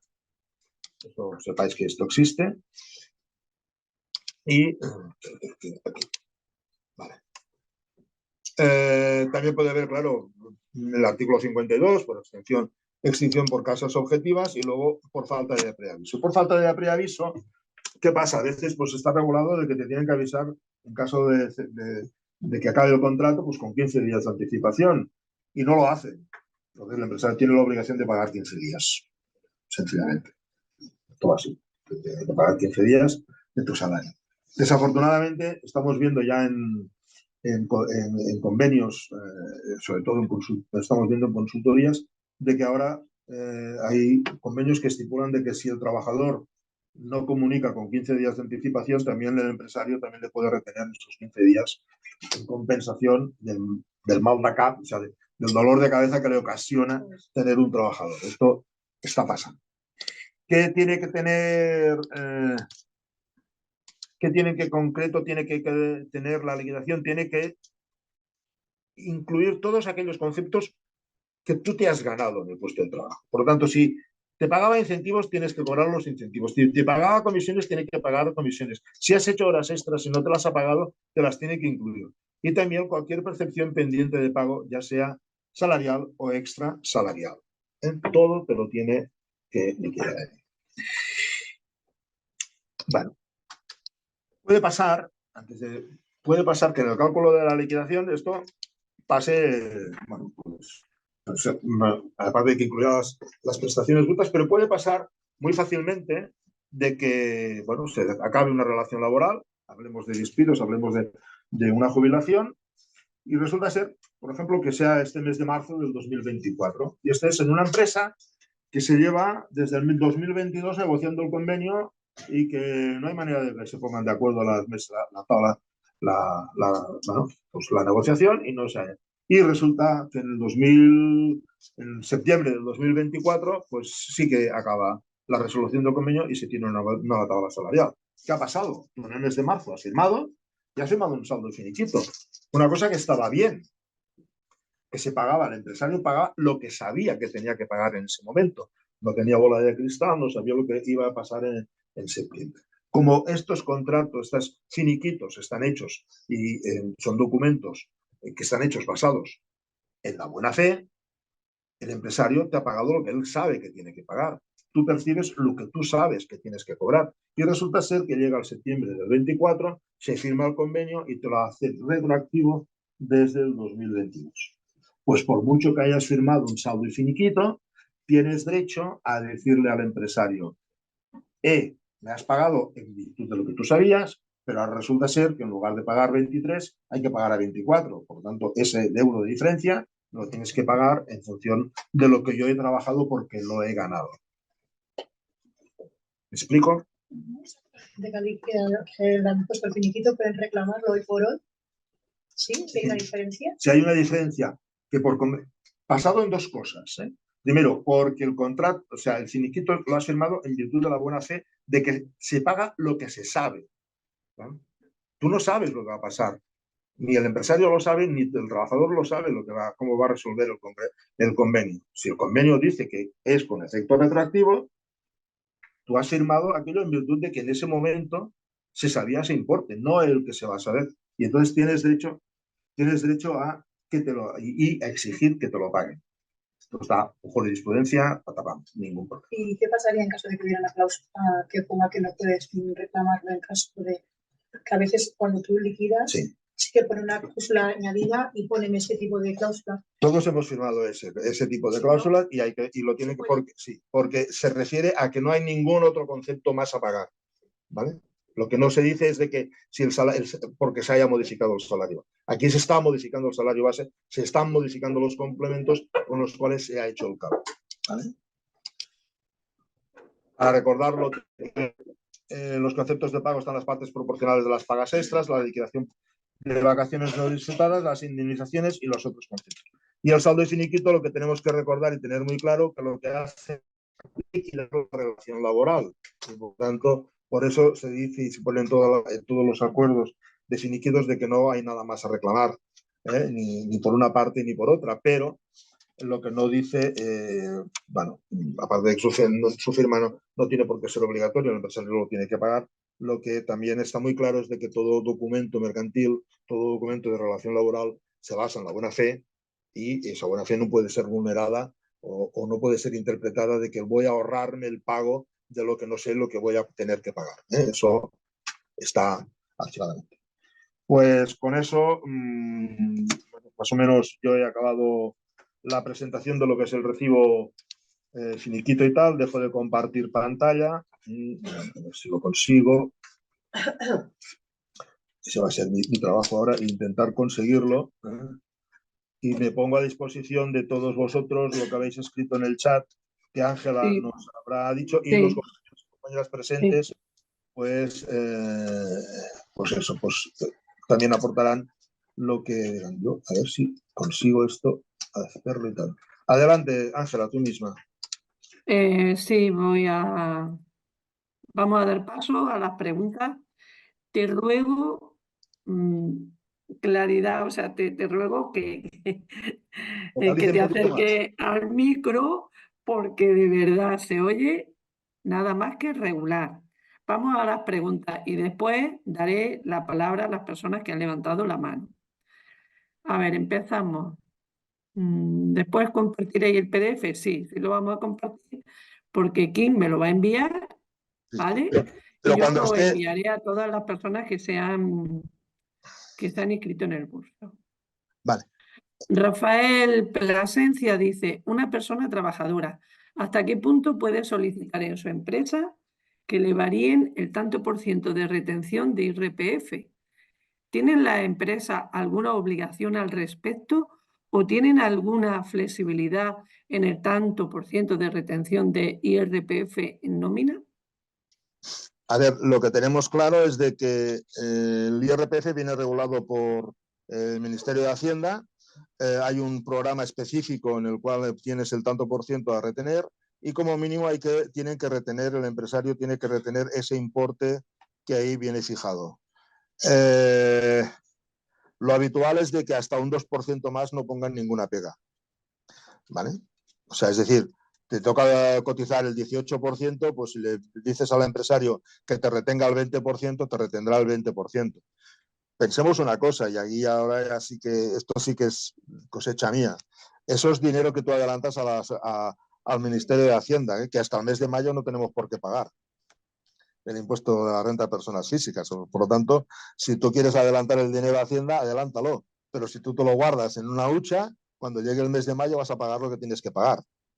Y esto cada uno se sepa cómo se organiza.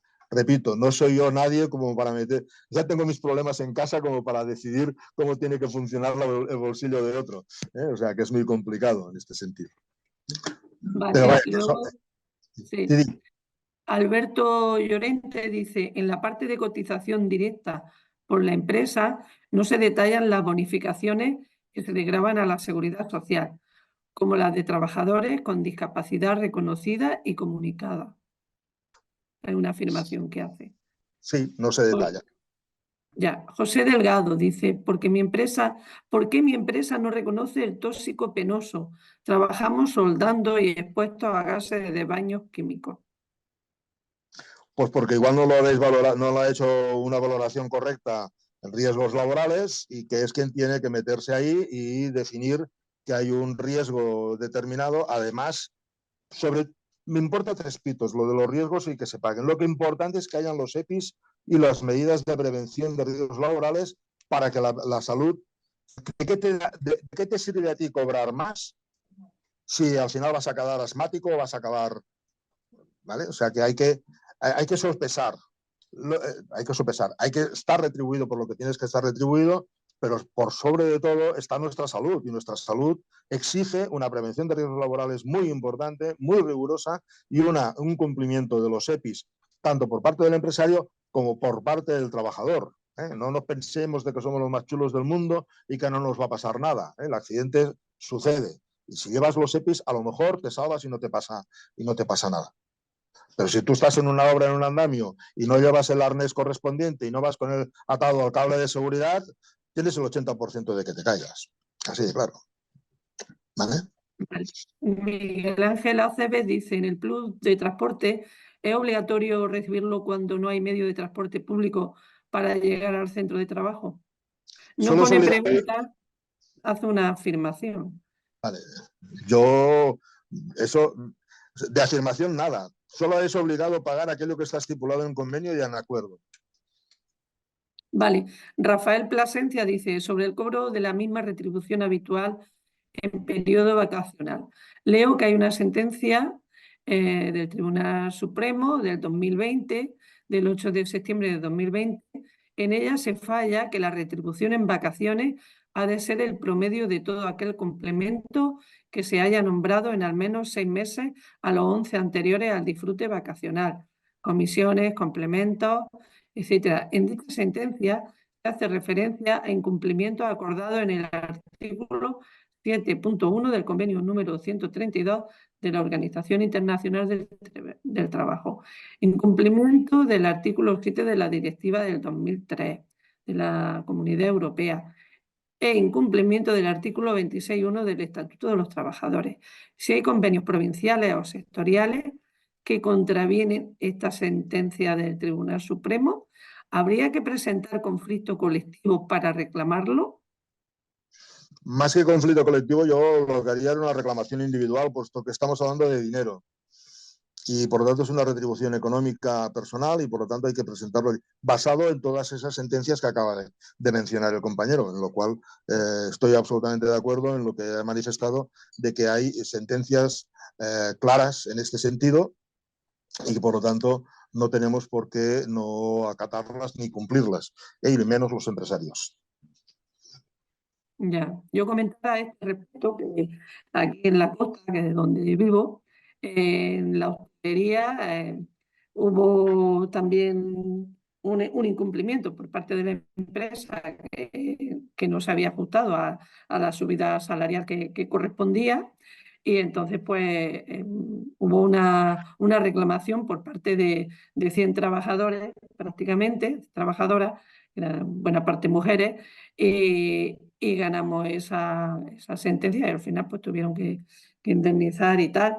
Así que, bueno, pues comento esto, que las reclamaciones individuales también existen y se pueden utilizar, o sea, se pueden llevar a cabo. Lorena Aznar Ramos dice, pues en nuestro sector, dice nuestra coordinadora, que la formación no se nos descuenta de la nómina. ¿Cómo? ¿Tiene esto para ti?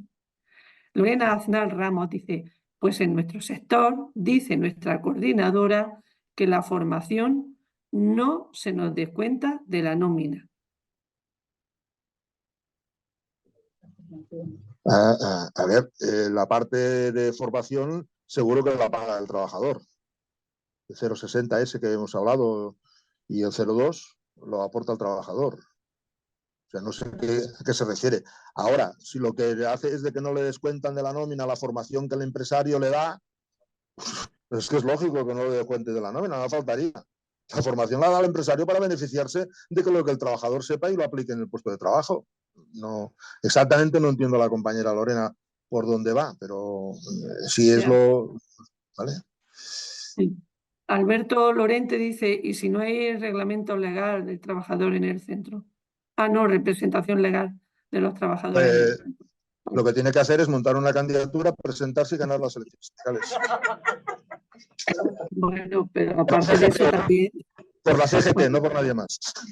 Ya, sí, pero aparte de eso también, bueno, a ver, Es que recurrir al servicio jurídico de tu sindicato e incluso, bueno, pues cuando no hay todavía representación legal de los trabajadores, recurrir a tu sindicato para que te apoyen, que no es la primera vez que hemos ido a las puertas de las empresas a manifestarnos y a repartir panfletos a todas las personas que pasaban por ahí. O sea que es la acción, o sea, la acción sindical directa y el apoyo mutuo el que hay que emplear ahí. Pero lo que dice Kine es interesante, tenerlo en cuenta. José exacto. Delgado dice, a mí no me dejaron acompañar a un compañero de sección que echaron y él solicitó que lo acompañara. ¿Esto se puede denunciar? Era Eso lo que debe... tú comentabas antes, de Exacto. acompañado, cuando te dan... En fin, Además, te hay una, sentencian.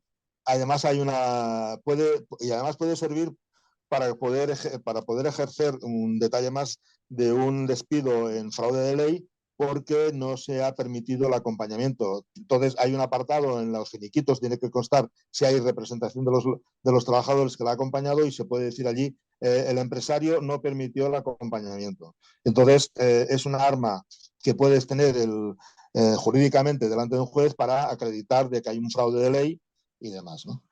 Y tal como decía Ángela, acabando de comentar, evidentemente que lo fácil es lo de la representación legal de los trabajadores, montar la candidatura y tal, pero que para eso está el sindicato, para eso nos afiliamos, para eso creemos en el apoyo mutuo, para eso está la solidaridad que ejercemos como anarcosindicalistas, que es lo que tenemos, lo que llevamos para adelante. ¿Vale? Claro. Alejandro Arroyo dice, para la liquidación hay que pedir en el SMAC algún documento para presentar a la declaración de la renta. La liquidación es del empresario, por lo tanto es el empresario el que da los documentos. Aquí el SMAC o el CEMAC o el IMAC o lo que sea no entra ni sale. Es un documento que hace el empresario y que te facilita el empresario conforme ha cerrado la relación laboral. Otra cosa, si él quiere hablar de que hay una indemnización por el medio y que esa indemnización tiene que estar exenta y tal y que cual, se regularizará por un despido improcedente en el SMAC, pero no es lo mismo una liquidación que una resolución en el SMAC. Y si lo que hay es una liquidación aplicando el artículo 52, en la liquidación se especificará claramente cuál es el motivo del despido de ese trabajador. Y ya está. Entonces lo que tendrá que ir a recurrir es al paro, etc, etc, etc. Y con esa documentación tendrá suficiente de cara a Hacienda, siempre y cuando Hacienda lo que va a poder hacer, y también el paro puede exigir, es que realmente se haya cobrado la indemnización, para no evitar despidos fraudulentos, es decir, que se aproveche la legislación para cobrar el paro y tal y cual. Exigen que haya, sobre todo de cara a las jubilaciones anticipadas, que exista la percepción económica por parte del trabajador de la indemnización. ¿Vale? Vale, María Jesús Silva dice, los días de alta en un mes en el que haya tenido una incapacidad temporal, debo cobrar por 30 días si es así como cobro habitualmente según convenio. Pues sí. Vale. Miguel Ángel Aceves dice, ¿puede sumar la extra en el sueldo para llegar al sueldo mínimo? No. Las horas extras son horas extras. El salario mínimo tiene que ser igual al salario base más el complemento general que haya establecido en el convenio. ¿Vale? Las horas extras son horas extras. Ahora, vale, vayamos a ver que igual que el compañero no tenga un contrato a tiempo parcial, porque el salario mínimo es para la jornada completa, no para jornadas parciales. Vale. Fernández Villa dice, con la subida del 10,3% del convenio de química en las extraordinarias, ¿cómo se aplica? ¿Se sube directamente o es proporcional? Ejemplo, la extra de marzo a un precio hasta enero y luego otro desde enero a marzo. No tengo por costumbre llevarme los convenios a mi cabecera de la cama para leérmelos, por lo tanto el convenio de químicas no me lo conozco, pero vendrá regulado lo que haya establecido en el convenio de cómo se paga. Si no se dice nada, lo habitual es de que cuando llegue la paga de junio es el importe de ese momento que se pagan las pagas, hay que pagarlo. Ya está. Es decir, si no se hace mención a que un periodo determinado a un precio y otro periodo determinado a otro precio, que se puede incluir en el redactado, puede pasar que se incluya, pero si no se incluye eso, en el mes de vacaciones, cuando toque cobrar la paga de vacaciones, se pagará en función de lo que se cobre ese mes. Este incremento es con efecto de enero. Sí, Lo ponen en la comunicación. Si los, pero es de marzo, ¿eh? es que hay que leerse el convenio, lo siento. Sí, hay que leer, y en todo caso, si hay una cosa, y además, como mis amigos abogados tienen por vicio redactar los acuerdos para asegurarse faena siempre, entonces lo redactan de tal manera para que luego entre todos y cada uno de ellos lo interprete a su manera e intente hacerlo de una manera así un poco para que asegurarse la faena y el trabajo. Pero vaya, que para eso está la organización, para eso está el sindicato, para eso la asesoría jurídica que le acabe de aclarar. No puedo meterme en camisa de 11 varas porque no lo conozco exactamente. ¿Vale? Vale. Maribel Zorita dice, cuando hay situaciones de incapacidad temporal de larga duración, por ejemplo, 1 año, entonces no se cobraría nada de paga extra. Exacto, no se cobraría nada de paga extra porque lo has cobrado cada uno de los meses que has estado de baja en virtud de que se ha cotizado, la Seguridad Social ha pagado y ha obtenido la base reguladora teniendo en cuenta que se ha cotizado la parte proporcional de las pagas extras.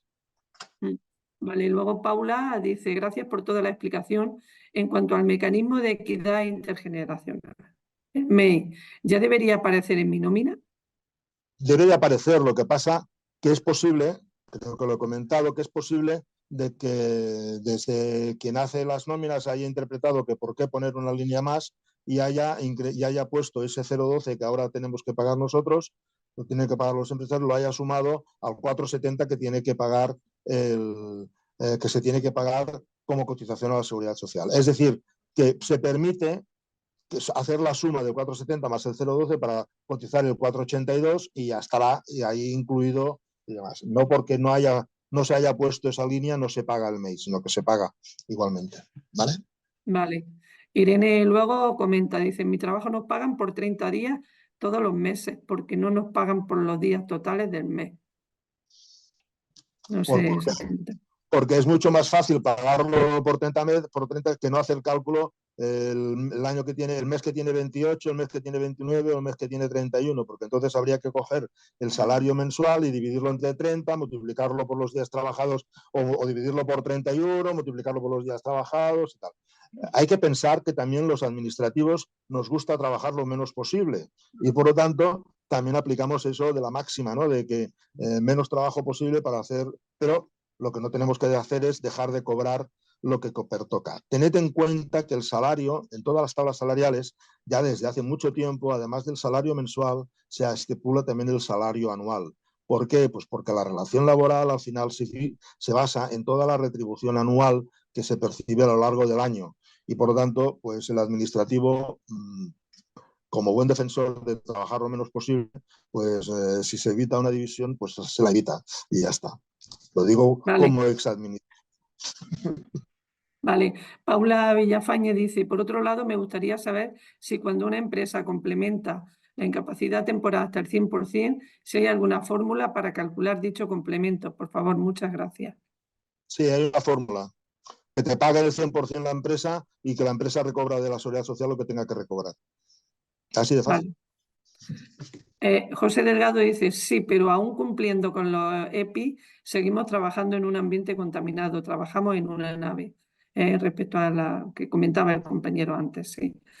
Fernández Villa dice, la extra de marzo, por un ejemplo, la extra de marzo a un precio hasta diciembre y luego a otro precio hasta marzo.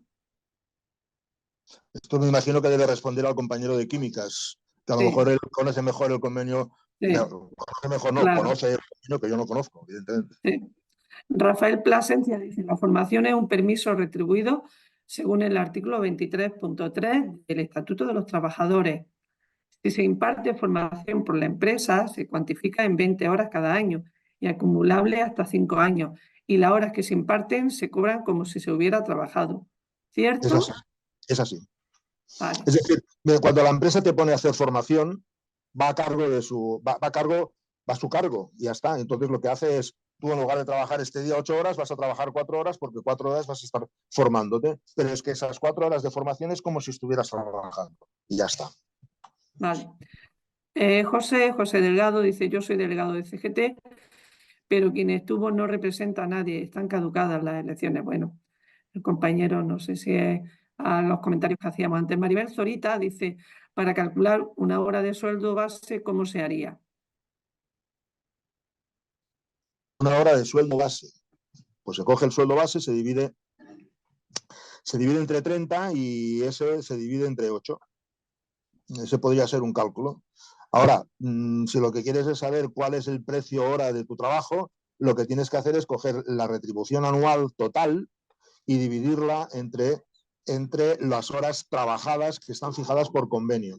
Normalmente los convenios sectoriales ahora ya marcan en las horas a trabajar cada año. Por lo tanto, lo que hay que ir es hacer la retribución anual de todo, porque ya aquí, es que me imagino que es que las palabras tienen su doble sentido, compañera María.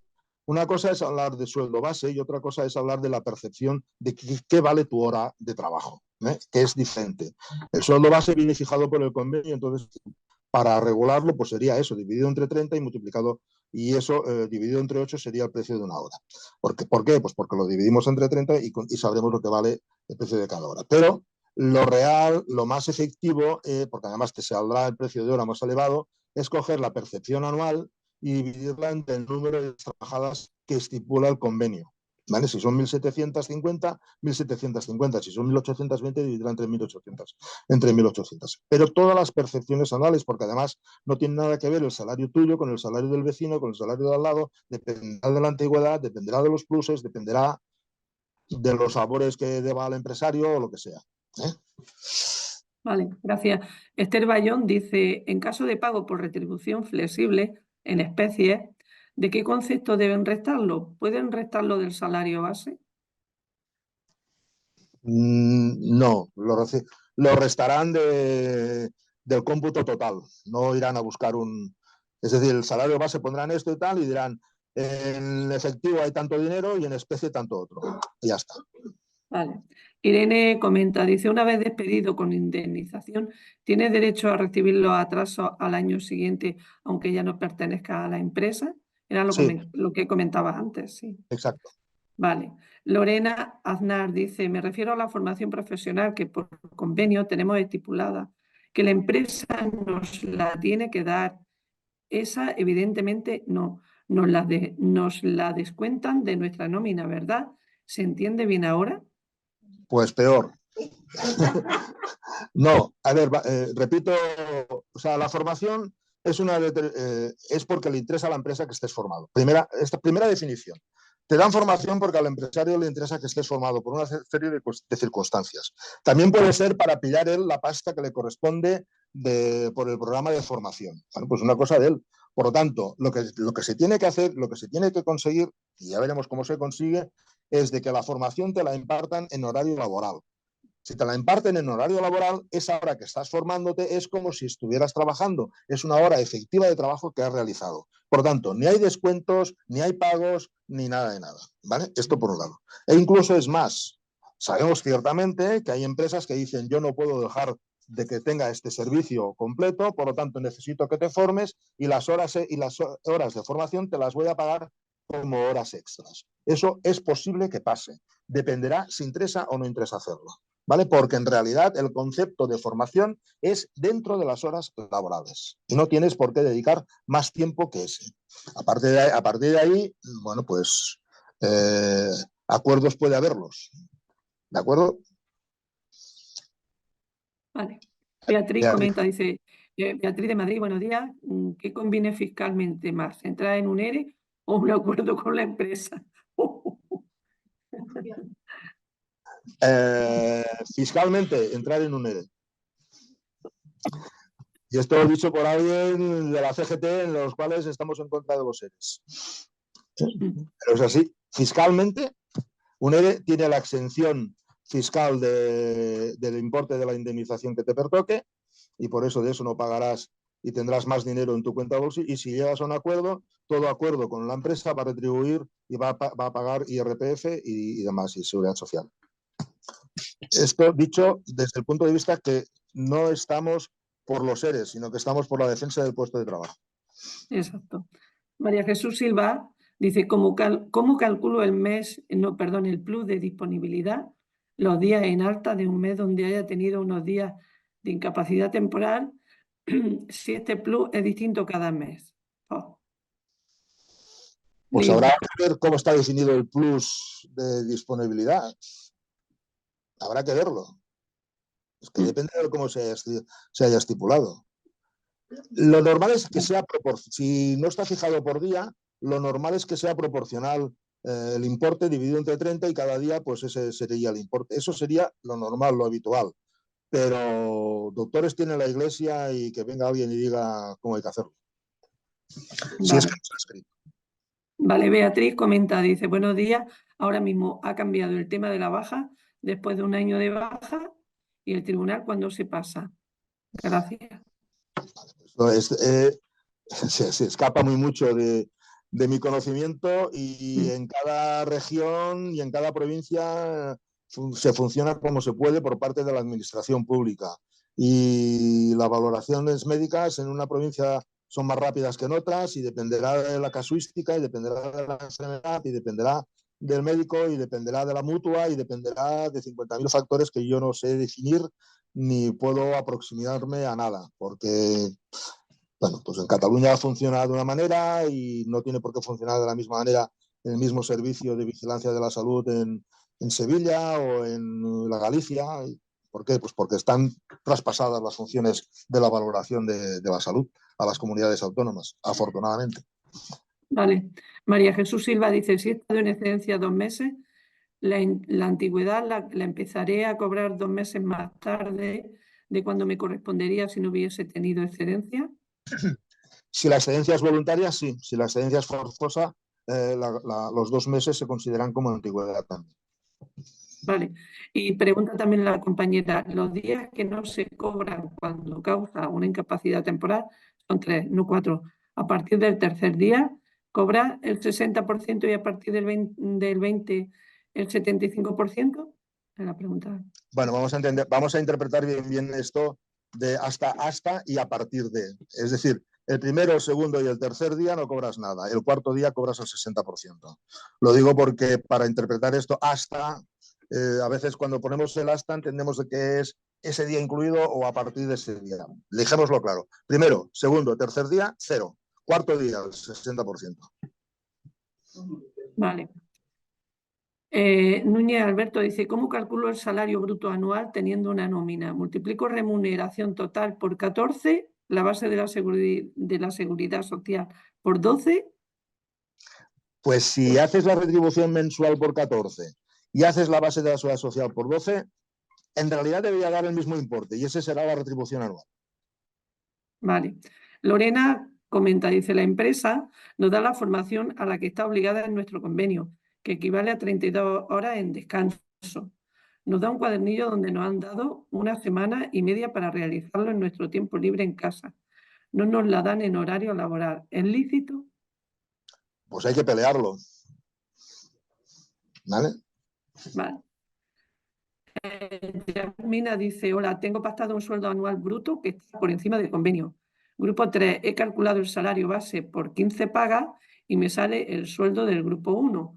El resto me lo pagan en el complemento personal. Ya he hablado con recursos humanos y me dicen que es correcto. ¿Pero verdad que no es correcto? Gracias. A ver, si estás en el grupo 3 es porque a lo mejor tu categoría profesional corresponde al grupo 3 y luego además te quieren pagar más. Pues bien hecho que has hecho de negociar un salario por encima del convenio y ya está. A ver, lo de los grupos profesionales van definidos en el convenio y cada grupo profesional desarrollará unas tareas a hacer en cada uno de los convenios en los cuales se ha elegido. Lo que no se puede, lo que no es lícito, no es lógico ni se debe hacer es que si para un grupo profesional determinado se requiere una calificación o una cualificación personal de conocimientos determinados, se haga sin tener esos conocimientos. ¿Qué quiero decir? Si para el tratamiento de un producto químico necesitas tener una licenciatura química, pues lo que no puede ser es de que alguien que no la tenga esté haciendo ese trabajo, porque para manipular ese producto químico se necesita, me estoy inventando, porque no lo sé. Entonces, la definición del puesto de trabajo y del grupo de trabajo o del grupo y nivel en el cual se te asigna, pues irá en función de la responsabilidad que el empresario te quiera asignar y demás. Si además pactas un salario por encima de lo que está estipulado y resulta ser que llegas a cobrar por dos grupos por encima, pues será porque lo has pactado y demás. Lo ideal es de que se te reconozca por el grupo profesional que realmente corresponda y demás. Y lo ideal y lo que hay que hacer y lo que no hay que evitar es cotizar por todo el 100% de lo que se perciba, ¿vale? Cosa que en tu caso me da la sensación, a no ser que cobres por encima de esos 57.000 euros al año, pues está cotizándolo por todo, y eso es lo que debería ser, y ya está. Y digo ese importe porque a partir de los 4.100 y pico, sabéis que no se puede cotizar por más porque hay el tope máximo de cotización. Nada más que esto. Pero vaya, además, y luego está, eso sí, ¿no? Luego está, claro, el proyecto personal de cada uno, que por qué si hago de tal, no me corresponde, no me das el grupo 1 y me das el grupo 3 y tal. Pero eso ya es una cuestión a pelearlo ya más directamente. Pero que se cobre por encima del grupo, pues esto en muchos casos están los complementos personales, los complementos individuales, que puede permitir esta situación. Vale, Mónica comenta, dice, el plus de antigüedad también es compensable y absorbible, porque nosotras tenemos un salario por encima de convenio y el plus de antigüedad no lo notamos en el neto percibido. A ver, es difícil notarlo en el neto percibido. El neto se obtiene después de haber aplicado todos los impuestos. Cuanto más cobres, el IRPF, por ejemplo, subirá un poquito más. En la antigüedad estará regulada por convenio y lo normal es de que yo no he visto ningún convenio, y yo no los conozco, de que la antigüedad pueda ser absorbida. La antigüedad además es un complemento personal, como hemos dicho, y que se genera en virtud de lo que esté estipulado en el convenio. Si se paga trienios, hay que pagar trienios. Si se paga quinquenios, hay que pagar quinquenios. Si se paga por año, pues hay que pagar por año. Y ese importe normalmente no es absorbible, a no ser que, bueno, puede pasar de que puedas llegar a un complemento. Si hablo, por ejemplo, de seguros, teníamos un complemento por experiencia que cada año se generaba, y cuando subías de categoría, entonces sí, te absorbían parte de ese complemento por experiencia, pero porque ya no se hablaba de antigüedad, se hablaba de complemento de experiencia. Eso podría ser. Pero lo normal es de que los trienios estarán vinculados y estarán especificados, o quinquenios estarán especificados el importe por categorías, incluso en el convenio que se regule la relación esa actividad laboral. Vale. Yasmina dice, pero lo pactado fue el grupo 3 y lo pone en nómina. Se refería a esta compañera. Bueno, sí. Rafael Plasencia dice, sí. Retomando la pregunta anterior sobre el cobro en vacaciones del promedio habitual de todos los conceptos cobrados mientras se ha trabajado efectivamente. En el convenio Comercio Textil de Vizcaya se recoge artículo 16. Para la retribución de vacaciones se tendrá en cuenta, primero, salario base de convenio. Segundo, antigüedad. Tercero, media de las primas o pluses de los 3 meses anteriores a su disfrute, excluyendo expresamente la media de comisiones o cualquier contraprestación en función de las ventas o compras. Excluir el pago de la media de comisiones en el pago total de vacaciones no es incumplimiento de la sentencia del Tribunal Supremo mencionada antes del 2020. Es mejor denunciar individualmente o como conflicto colectivo que afecta a todo el sector, ya que está recogido en el propio convenio colectivo de dicho. Lamento, compañero, decirte de que no me puedo meter en camisa de 11 varas porque desconozco exactamente la legislación en ese sentido. Y mi opinión personal, porque no la tengo documentada ni jurídicamente ni nada, no te servirá para nada. Yo te aconsejo con mucho cariño pues que el equipo jurídico de Vizcaya lo valore, lo analice, vea hasta dónde esto son comisiones por encima de los ratios establecidos o no. Pero, repito, esa es una apreciación muy personal mía que, como yo no soy, ni tengo la licenciatura de Derecho, ni lo conozco, lo que sí que tengo es mucha experiencia de trabajar 48 años en una empresa, pero nada más que esto, esta en concreto circunstancia habría que verlo, y habría que ver, porque entre otras cosas habría que ver por qué existe esta supercomisión, por llamarlo de alguna manera, ¿vale? Entonces esto habría que verlo. Vale. Pero que lo vean los compañeros de jurídica de tu sindicato, que para eso estamos organizados. Sí, claro. Fernández Villa dice, una persona que ha estado de baja de larga duración por incapacidad temporal, la extraordinaria ya no la cobraría porque se la han prorrateado. Es lo que has dicho tú antes. Exacto. En función de los meses que haya estado de baja, claro. Claro. Ahora, bien, por aquí... Disculpa un momento, Ángela. Si en el convenio lo que tiene establecido es de que va a percibir el 100% estando de baja, pues va a tener que cobrar el 100% y ya está. ¿vale? Todos los días. Vale. Ya está. Vale, compañera y compañeros, ahora vamos a pasar a las preguntas que había personas con la mano levantada. Yo voy a detener ya la grabación, considero que ya está bien. Vale, sí, Sí. puedes cerrar la de esto. Una consideración solamente a los compañeros y compañeras. Ángela, como bien ha dicho, os facilitaremos el PowerPoint. Lo que pasa es que voy a retener el envío del PowerPoint hasta no tener las cifras exactas de la seguridad social. Por lo tanto, Sí. si tardamos, pues disculpad, pero que ya depende de esta llamada de la ministra de Trabajo, que me llame ya y lo ponga y lo publique de una vez. ¿Vale? Vale, hay dos personas más, así que no. A ver, Venga. vamos a contestar a dos personas. Francisco Sí, Javier, sí. que dice, muchas gracias por la ponencia. Mi pregunta es la siguiente: si la empresa tiene que pagar un porcentaje con carácter retroactivo del convenio, ¿donde metería ese pago en una nómina cualquiera como complementos salariales? Cuando Yo creo que lo más claro es de que pongo una línea atrasos, punto, y se ha acabado. Sí. Rafael dice, es cierto que es una valoración más jurídica. Te preguntaba por si con tu experiencia te lo has encontrado, sin más, gracias. Y ya luego, Francisco Javier, que termina, dice, eso fuese así, ¿cómo le pagarían a una persona que estuviera en excedencia? Pues una nómina especial pagando atrasos, ya está. No hay más. Bueno, muchas gracias, Kim. Voy a detener ya la grabación. Y Gracias por ya la sabéis, paciencia que habéis tenido. sí, Ya está. que ya sabéis que podréis visualizar la grabación cuando la tengamos lista. Y a mí me encantaría que todas las grabaciones se subieran de forma inmediata, pero esto requiere también su trabajo. Muchas gracias a todas y a todos. Voy a detener la grabación, pero continuamos, ¿vale? Vale. A ver.